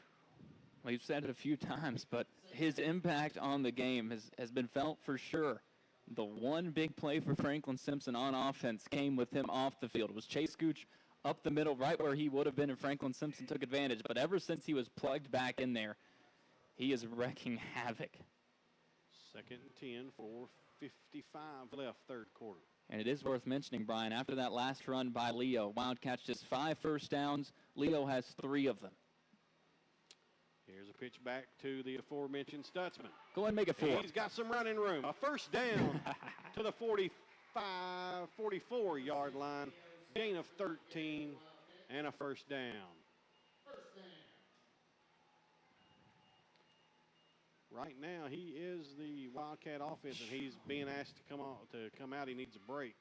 He's hitting his helmet. Nobody sees him, and now they do. I think Leo's going to be the guy this year. Last year, obviously, it was Trey Bass with how electric he was. But you can give him the ball and just expect something good to happen. Even if everything else around him is falling apart, the blocking can be bad. He's going to make a couple of guys miss. He's going to make a move or two, and he is going to get you the yards that you need. We saw it last year in some spurts, but it feels like this year we're going to need it a lot more, and we have here tonight for sure. And off to Carter. A good run that time as he drags some Gators with him to about the 48, gain of 4. It'll be 2nd and 6.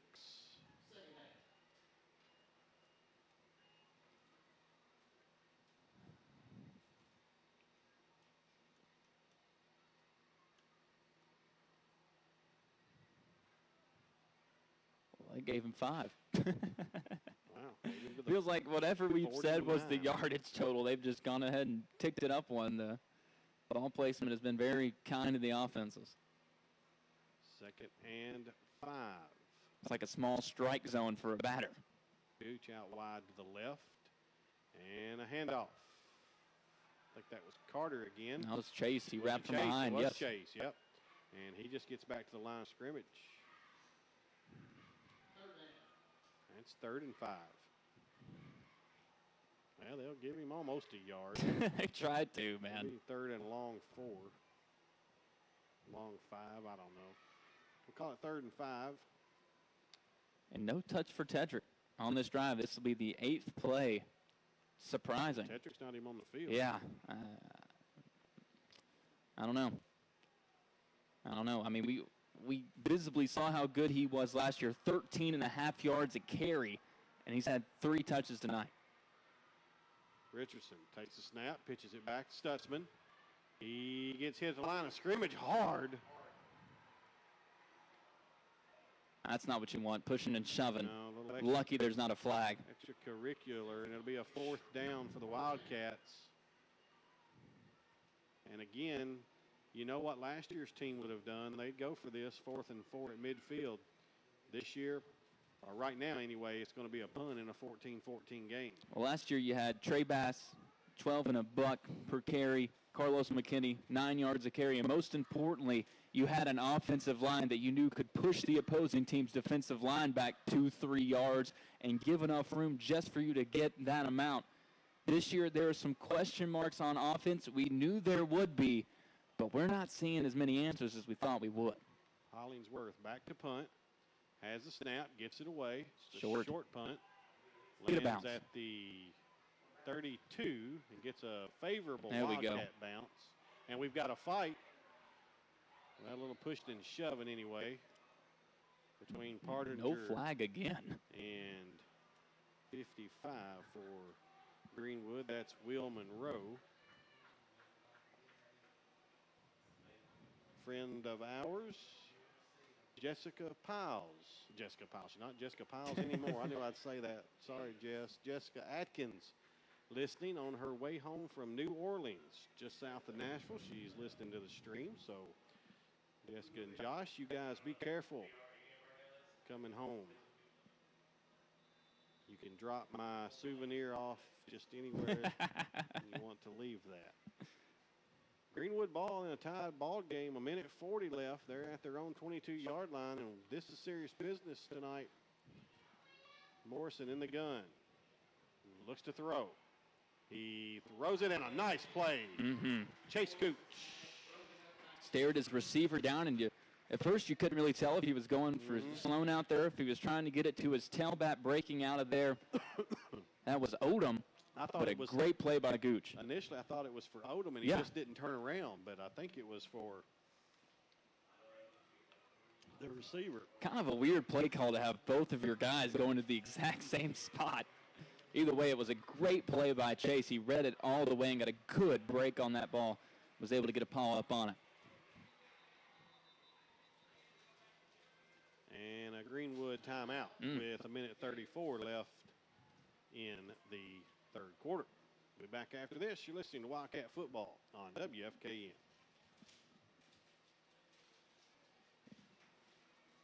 All right. 2.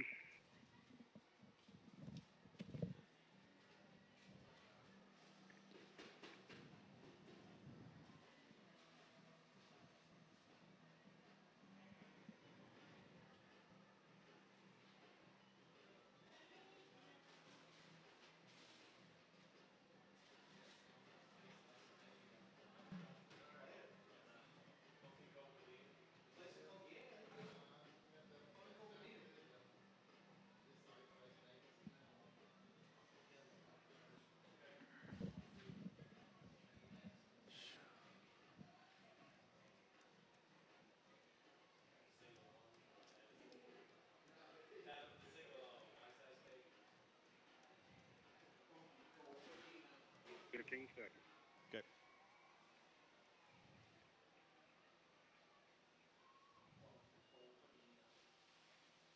Five, four, three, two, one.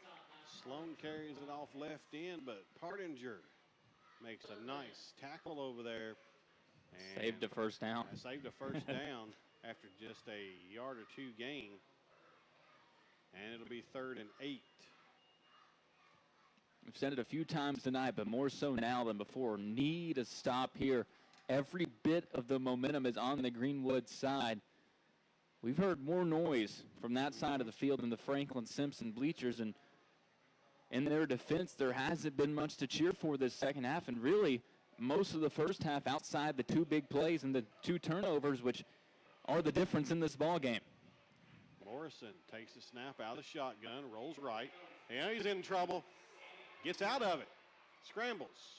Got to tackle it. Running room, and he's close to a first down.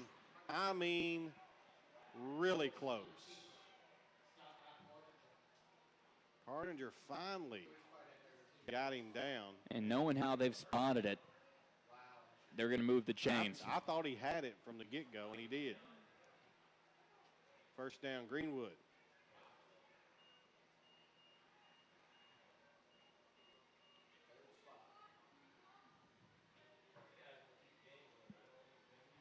Yeah, they put him right at the yard of gain at the 32.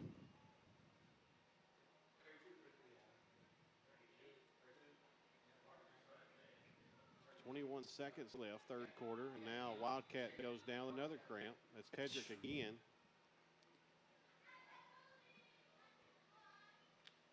And that could be the reason why he's not seeing the ball much on offense. That could be it. And, you know, it's first game. Cramps are usually number one thing that happens in first games in terms of injuries. And obviously, you have the penalties, the missed tackles.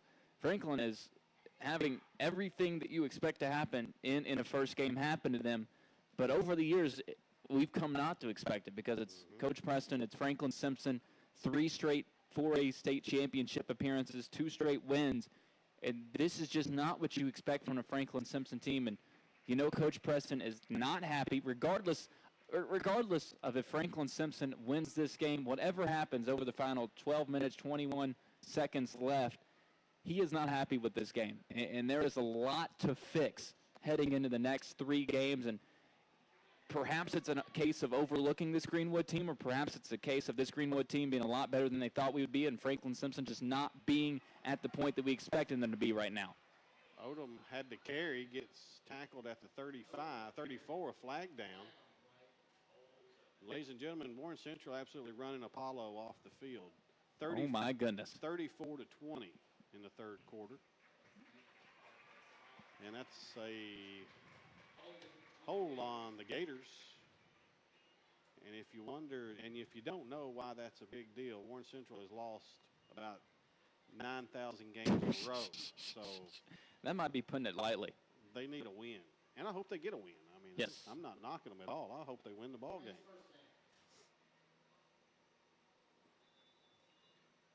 Be 1st and 18, and that'll be the last play of the third quarter. So a 1-yard touchdown run by Jonathan Gornick is the only points on the board in the third quarter. 12 minutes to play. Franklin Simpson 14, Greenwood 14. You're listening to Wildcat Football on WFKN.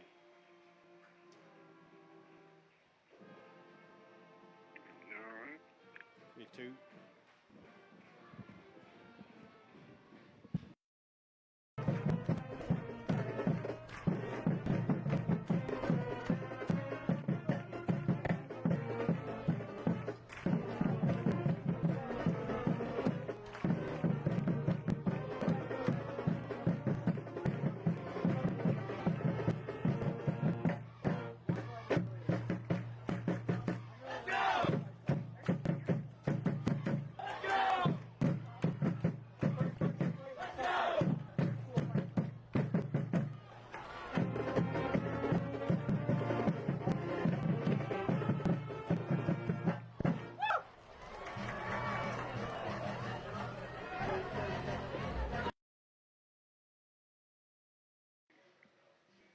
Fourth quarter just about set to get started, and Greenwood faces a 1st and 18 after that holding penalty. And a 14-14 game. And the snap. Morrison hands it off. And Sloan fumbled it. Oh, they're going to say he was down. I thought he was, but he got back just past the original line of scrimmage, about a 9-yard run. Little draw play there, Tyler. And it makes it 2nd and 9. Credit due to this Gators team, the adjustments that they've made throughout the game. Coach Howard doing an excellent job. You look at earlier, there was a situation in the first half. They had a 1st and long. They came out, threw it deep. 3 plays in a row, ended up having to punt. That time do exactly what I was saying they should have done on that, which is run the ball on 1st down, get something back, and then put yourself in a position where you can pick up the 1st down. Sloan has the carry again to the 35, gain of about 2 more. And it'll be 3rd and about 7. And another opportunity for this Wildcat defense to get off the field. Give him to the 36. I should have figured that.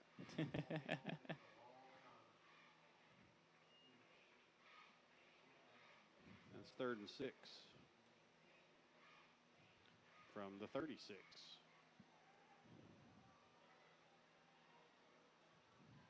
Need to stop bad. just some form of momentum. Morrison takes it, wants to throw it. He's got a man wide open, but can't throw it to him. Got it to an open man. He has a first down. Half the team was wide open. That's Hernandez. He's across the 45 to the 46 for a Gator first down. And the guy that I saw, Brian Talley, he had a couple of guys broke loose. I mean, wide open at about the Greenwood 40. Nobody within 10, 15 yards of him.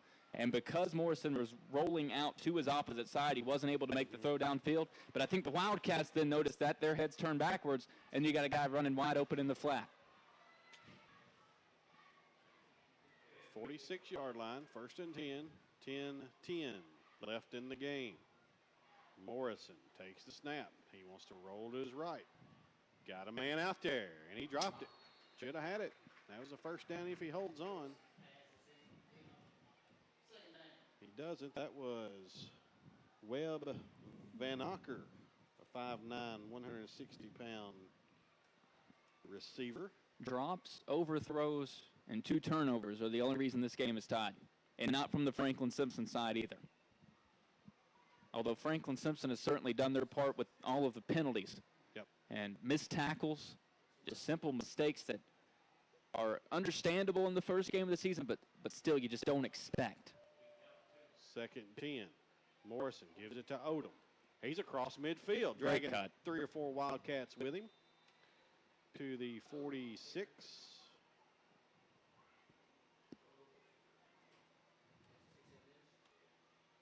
And that's about a gain of about 8, I think.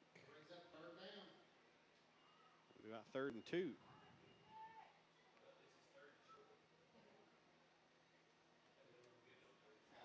Malik Carter comes off hobbling and is cramping.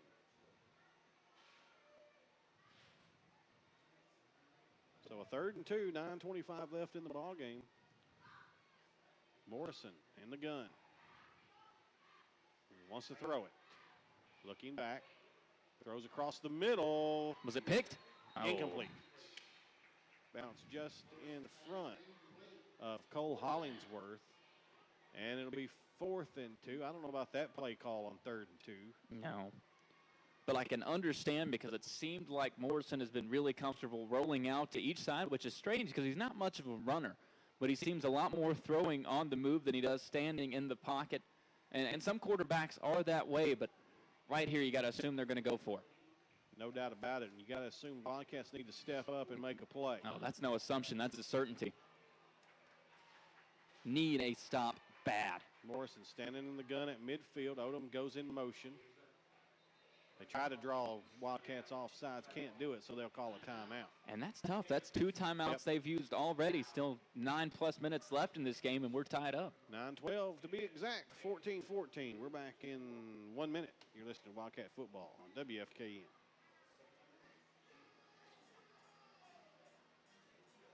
Okay. Give it 2. If you don't count their last drive of the half, where they just ran the ball and ran the clock out, this is 3 straight 10-play drives for Greenwood.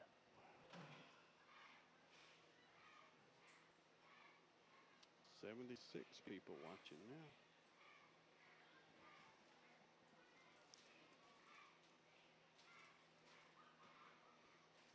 And the play calling has been, outside of a couple of head scratchers like the deep throws, I mean, it's been beautiful. It's been perfect.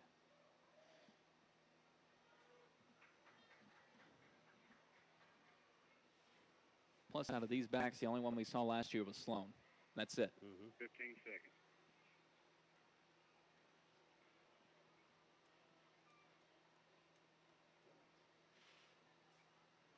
Five, 4, 3, 2, 1.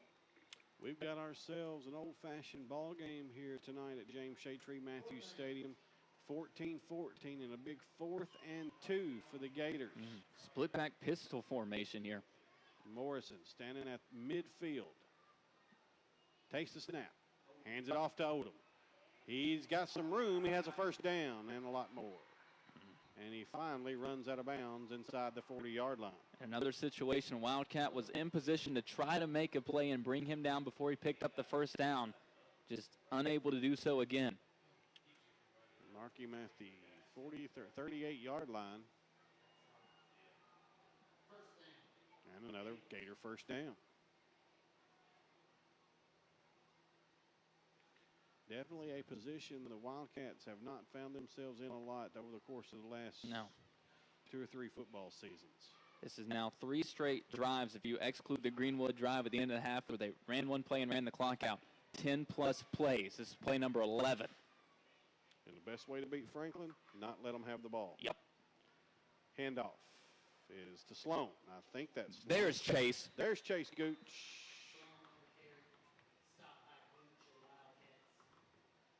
Also, Justin Todd in there. Make sure we get Justin in. He had a good hit. He'll come out now. Harrison in.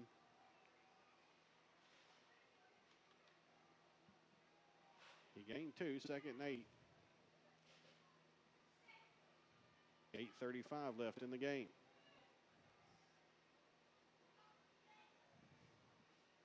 Morrison takes the snap, gives it to Odom. And he has some running room. He's close to a first down. He has a first down to about the 26 before I think that was Rogers wrapped him up.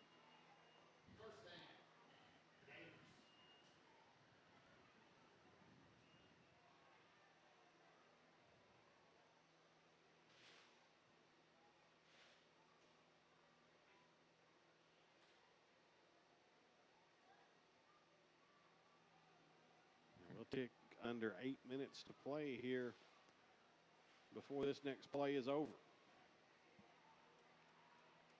1st and 10, Greenwood at the 26. Snap, handoff. Odom's their bell cow right now. He's got a lot of running room. First down, and he's down near the 10, maybe just inside it. And about 15 or 16 on that one. They'll mark him right at the 10, so 16-yard carry for David Odom.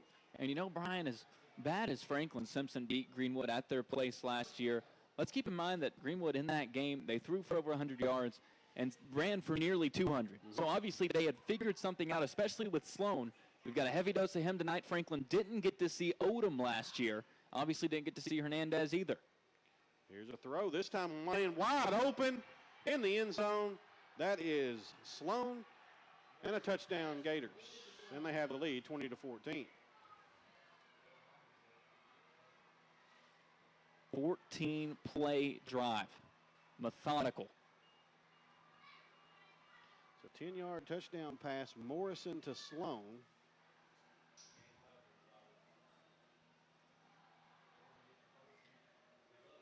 And Patterson will be out there for the extra point.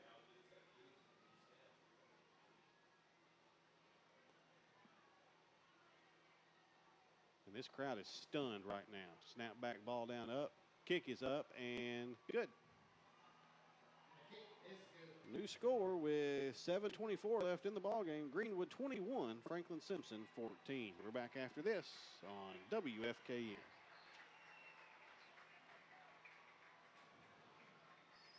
All right. This is the shock of the night right here, boys. Give me 2. Hey, play an ID before you send it back. You ready for the summary? Oh, yeah. 14 plays, 78 yards, 6:16 off the clock.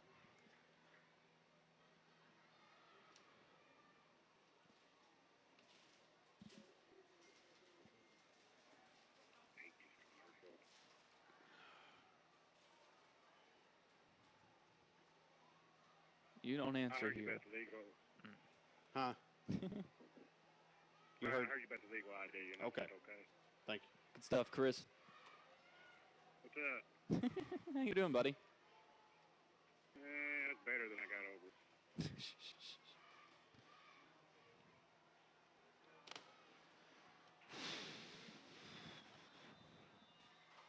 5, 4, 3, 2, 1. We are back underway. Patterson puts foot to ball, and Partinger catches it back at about his 5-yard line, and he's hurting.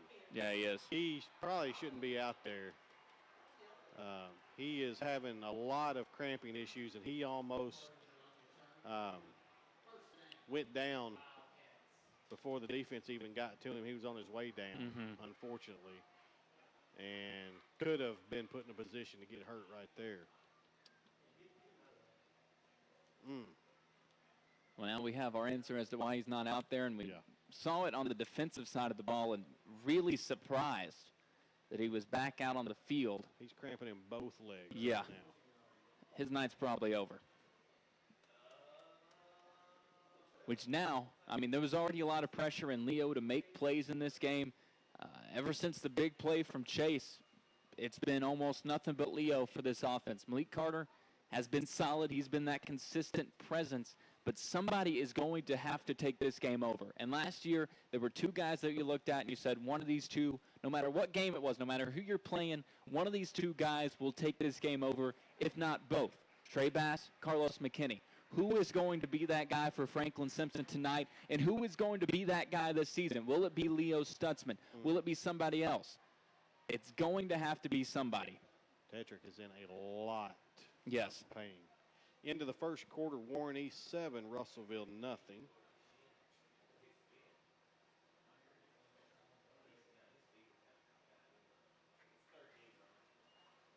Apollo and Central tied at 34. Oh, there it is. Still with 5.5 minutes left in the third quarter. Those two teams are putting up some points tonight. Here we go. Wildcats trailing. Need to put up some points here. We'll see how they respond right here. Down by 7 and a flag before the play can go. And I believe that's going to be a motion penalty on the Wildcats.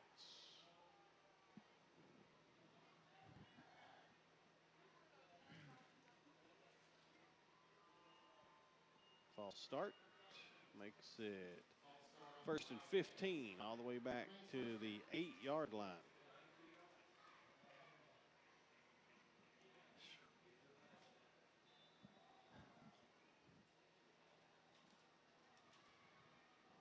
At this point, Tally, I'm starting to think it's going to have to be one of those big plays. Yep. I don't know who we're going to see it from. Could it be Chase? Could it be Leo? Somebody's going to have to break this game open. This crowd hasn't had anything to cheer for in about a full half's worth of time. Somebody's going to have to change that.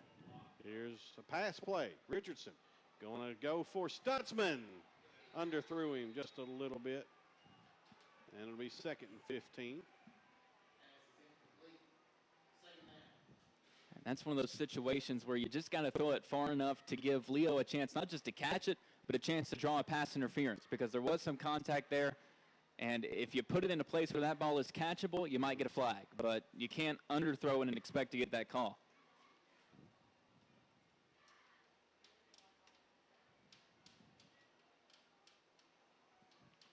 Second and 15 now. 7:10 left. Fourth quarter. Wildcats with a long way to go, but time to get there. Stutzman goes in motion. And a handoff. That's Harrison. That's his first good run of the night. He's up to near the 20-yard line. They'll give him right at the 20. So a gain of 12.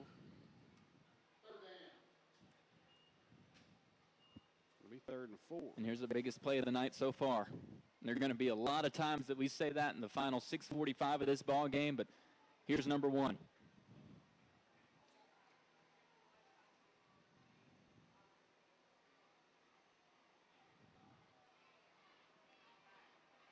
Six and a half minutes left as the clock ticks.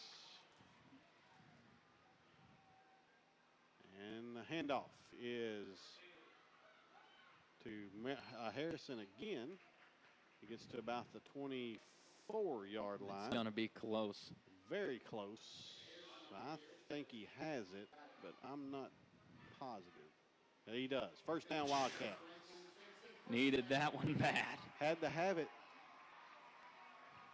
Wildcats need these fans to kind of get behind them here. You feel them finally starting to. I mean, that's the first thing they've had to cheer about in a while. I mean, Greenwood was able to hold the ball for a long, long time, and like you said, that is the way to beat Franklin Simpson.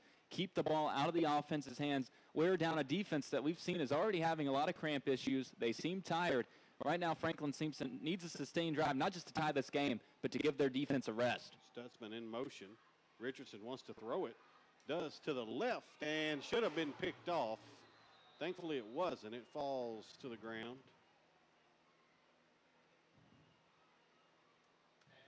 And it'll be 2nd and 10. The throw, I guess, was to Malik Carter, who wasn't even looking for it.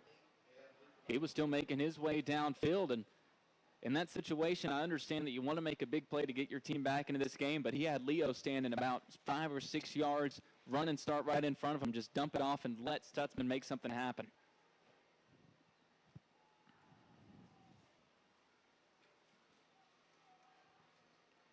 Richardson gets up under center. Takes a snap. Handoff. Fumble. And I'm afraid Greenwood has it.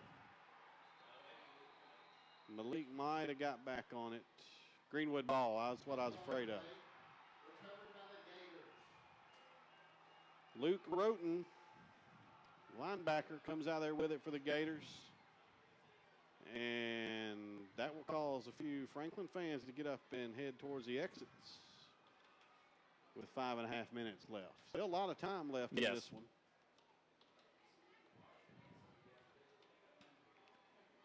But the defense has to bow its back right here. Greenwood will take over inside the 20-yard line at about the 19, 1st and 10.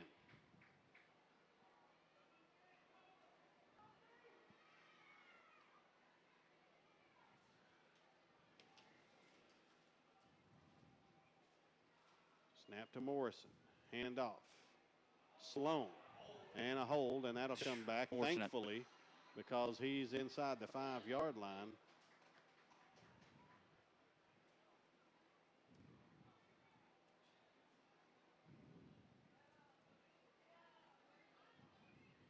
So that will negate another big run by Sloan. Yeah, it seems to happen every time he has the ball. Which is fortunate because anytime he has it, he usually makes something happen. Which I guess there's 2 ways to look at that. Is he making something happen because he's getting holding? You know. Well, typically he makes a couple of guys miss, so I'll give him benefit of the doubt. He does. I mean, all those backs have been really, really impressive for Greenwood. But Franklin Simpson defense has not done themselves any favors. Fortunately, a huge favor from Greenwood. That's going to be about 15 yards worth from that penalty. It'll be 1st and 25, way back at the 34. Maybe the break that the defense needs. Need to try to force a strip or something. Odom has it. 35, 30. And he's going to be tackled by a gang of Wildcats. And no flags. I don't think they threw the flag there because they missed a hold. Possibly. It was bad. Oh, there is a flag. And there is the flag. Right at about the 35. That's probably going to be a late hit on the Wildcats. Yep. Or unsportsmanlike conduct.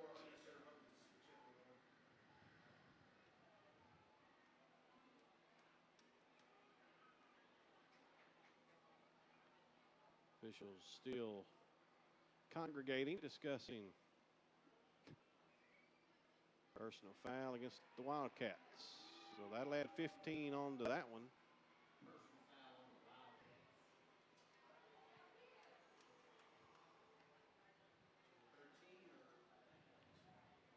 And we'll see where they ultimately mark this one down at. At the 15-14, just inside the 15.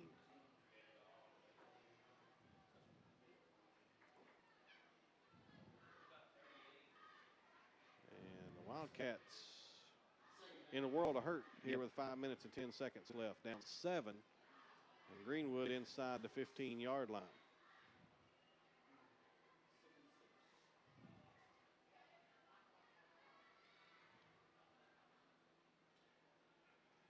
Greenwood will milk the clock for all it's worth. I don't think we'll see any pass plays now.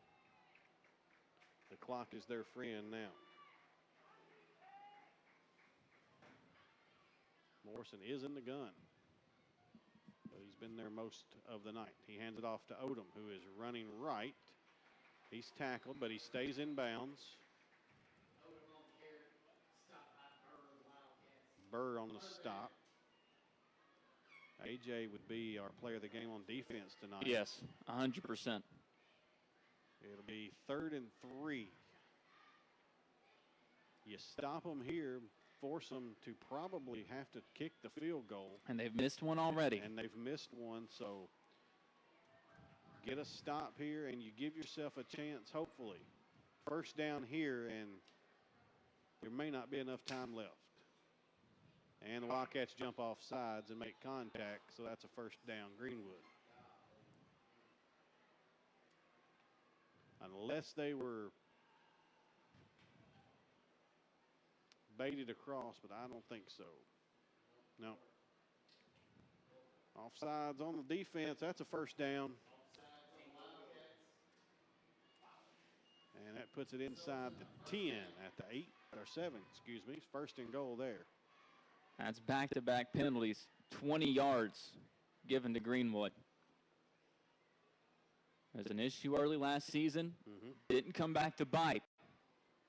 And now here we are, Greenwood sitting at the Franklin Simpson 7 with a 7-point lead, and we're under 4 minutes. Morrison ready for the snap. Hands it to Odom. He's getting every carry right now, and for good reason. He's finally tackled at about the 5 or 6 yard line.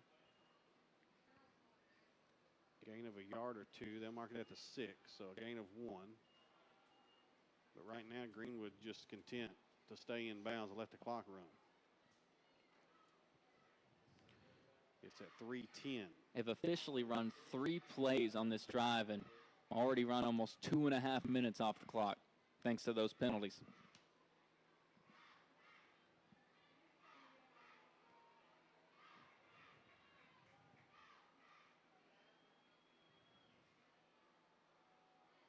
Morrison takes the snap, gives it to Sloan, and he's close. Real close, like a yard out.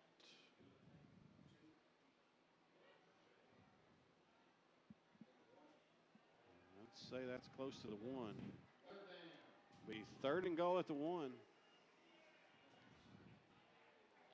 With 2:25 left and clock running. Would not be surprised to see the big fella Gornick get this one. He's lined up behind his quarterback. He is indeed. Morrison takes the snap, gives it to him, and he has a touchdown. Gronick, 1 yard carry for his 2nd touchdown of the night. And that might have put a capper on this one.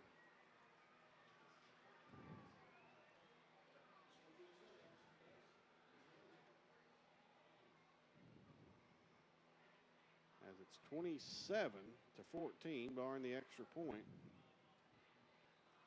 And it is good. With 2:09 left, Greenwood 28, Franklin Simpson 14. You're listening to Wildcat Football on WFKN.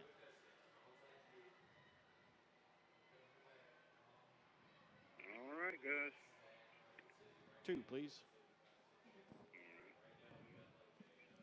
5 plays, 34 yards, 3:23.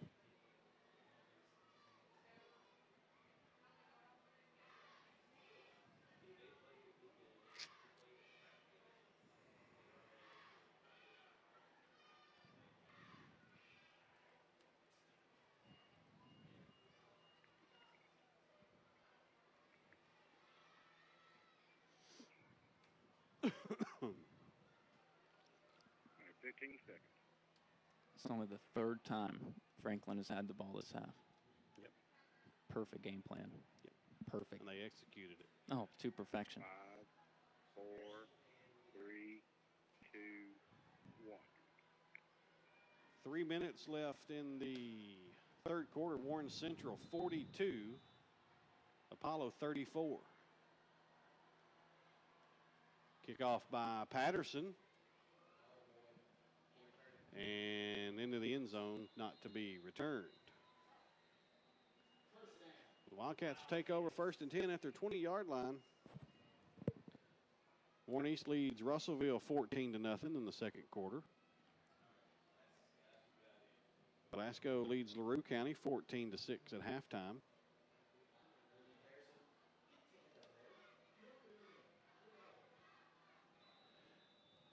And we'll see what the Wildcats can come up with 2:09 left in the ball game, trailing by 14. Well, you got to put the ball in the air. Now they're going to have to throw it. Yep. And it's probably going to have to be Leo. And makes a play. We'll see. Snap to Richardson, out of the gun. He wants to throw it right. Tries to get it to Leo. Left him short. Incomplete.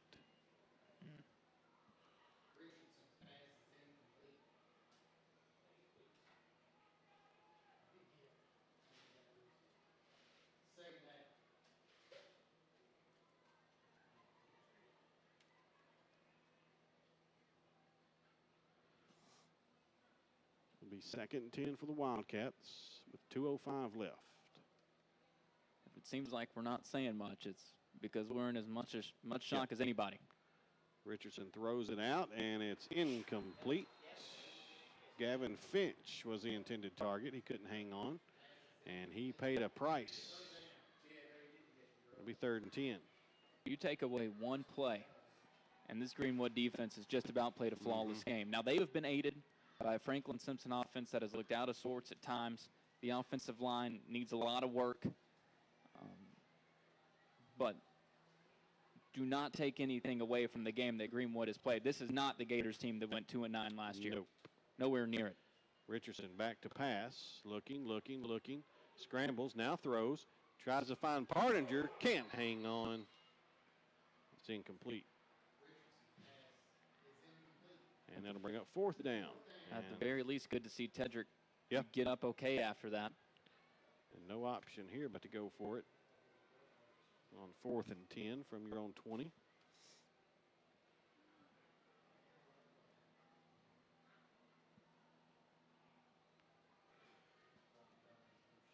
So Wildcats in danger of going to 0-1.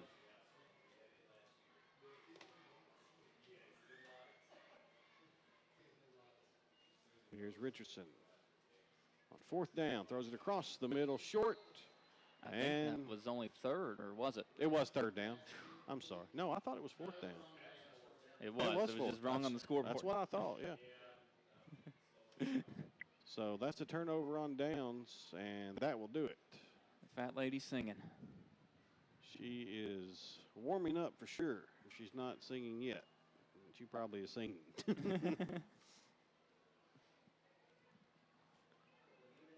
This is a shock, honestly. But it's the first game of the year. Yes. And a lot of football left to play. And we've seen it before. Yep.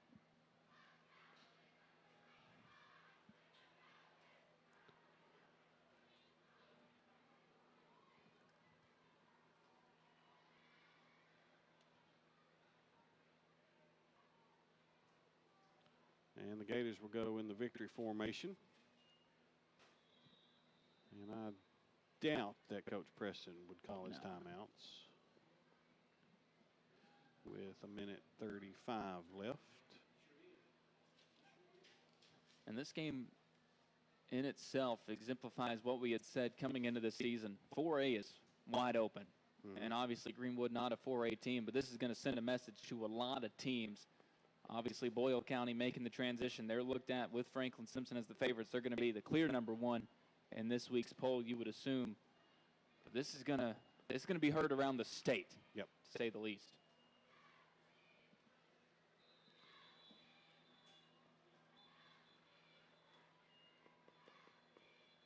And Wildcats will call a timeout.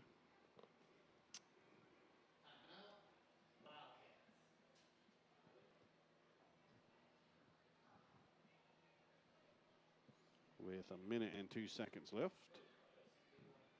Apollo and Warren Central now tied at 42.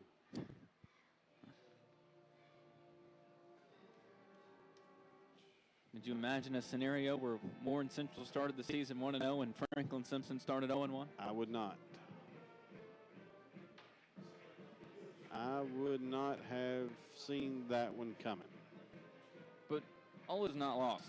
No. Let's go back to 2017. You start the season at home against Elizabethtown. 55-23, Wildcats get blown out.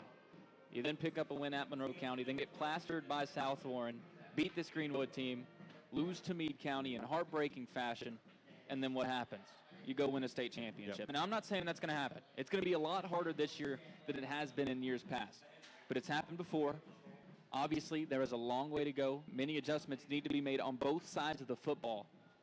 But it's not the end of the world, especially when you have Coach Preston on your sideline. If anybody can make the proper adjustments, it's Doug Preston. Morrison hands it off this time to Sloan. No, Sloan. And he's tackled. Connor Rogers on the stop. And I guess Wildcats will call another timeout with 55 seconds left. We'll take one with them. We'll be back right after this. You're listening to Wildcat Football on WFKN.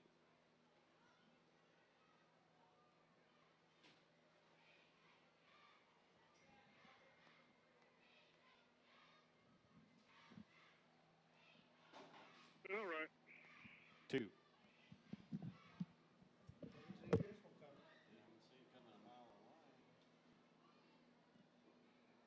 told Tally a story about the offensive line and the defensive line, and both of them were terrible. We knew they struggled. We knew more than anybody else. He saw it coming. Not like this. Preston did. He said those three Greenwood Riddles. That's what he told me. We He'll didn't let say you that about improve. anybody. Yeah, I mean, you got to say that.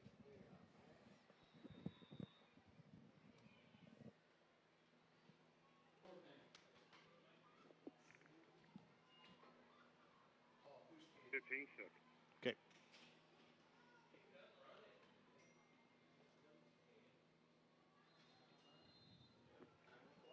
Five, 4, 3, 2, 1. Greenwood kicks a pooch kick And even that was perfect. down to the 9-yard line. Yeah. And that's where Franklin Simpson will take over. 45 seconds left. As the consensus around the stadium is nobody saw this one coming. No. We didn't see it coming. I don't know if you asked the Greenwood side if they saw it coming. Obviously, nobody on the Franklin Simpson side saw it coming. I think Greenwood thought they could compete. Oh, well, I mean, everybody has that no, mentality. I mean, yeah, but sometimes you Right, think right, that, right, but you right. don't know that. I think they knew that. They knew a lot that we didn't just because we haven't seen a lot of the guys that they have out there. Yeah. That running back crew is as good as you're going to see. Richardson back to throw, and it's incomplete. pass is incomplete. 40 seconds still left. And the key in this one, both sides of the football, Greenwood up front is dominated. And we knew they had the size to do it. You mentioned up front they've got some size. And, I mean, Jonathan Gornick on defense has just been dominant. He's only a junior. Hard to think about that. And he scored a couple of touchdowns. He has 2 touchdowns.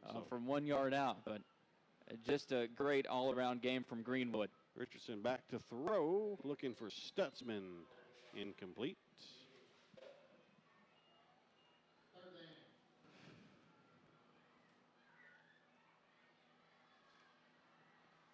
And it'll be 3rd and 10 with 34 seconds left.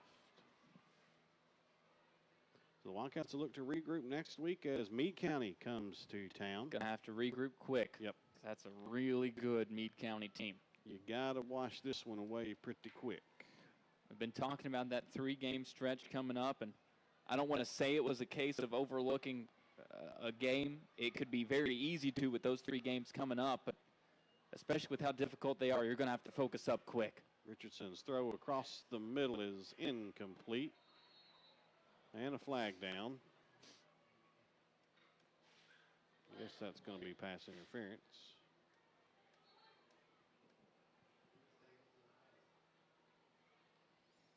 With 28 seconds left.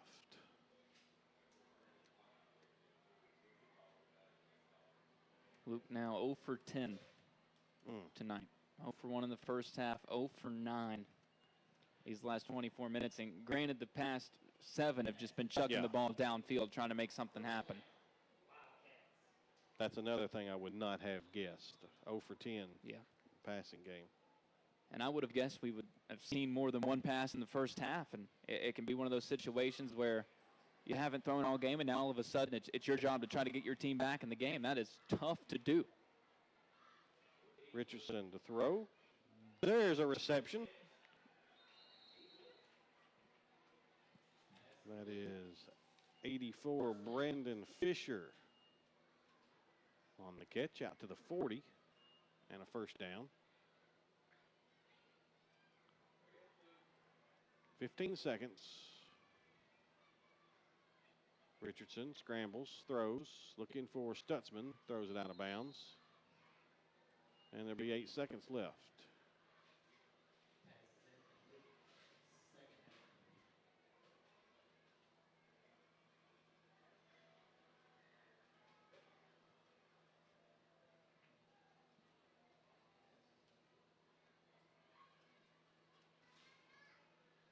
Wildcats have it 2nd and 10 from their own 40-yard line. Don't forget, at 8:30 tomorrow morning, we'll be live from McDonald's on North Main Street for the Coach's Corner program. Richardson back to throw. Scrambles, throws it across the middle. Catch is made by Brownlee, and that's the ball game. Greenwood wins it 28-14. We'll be back and wrap it up right after this. You're listening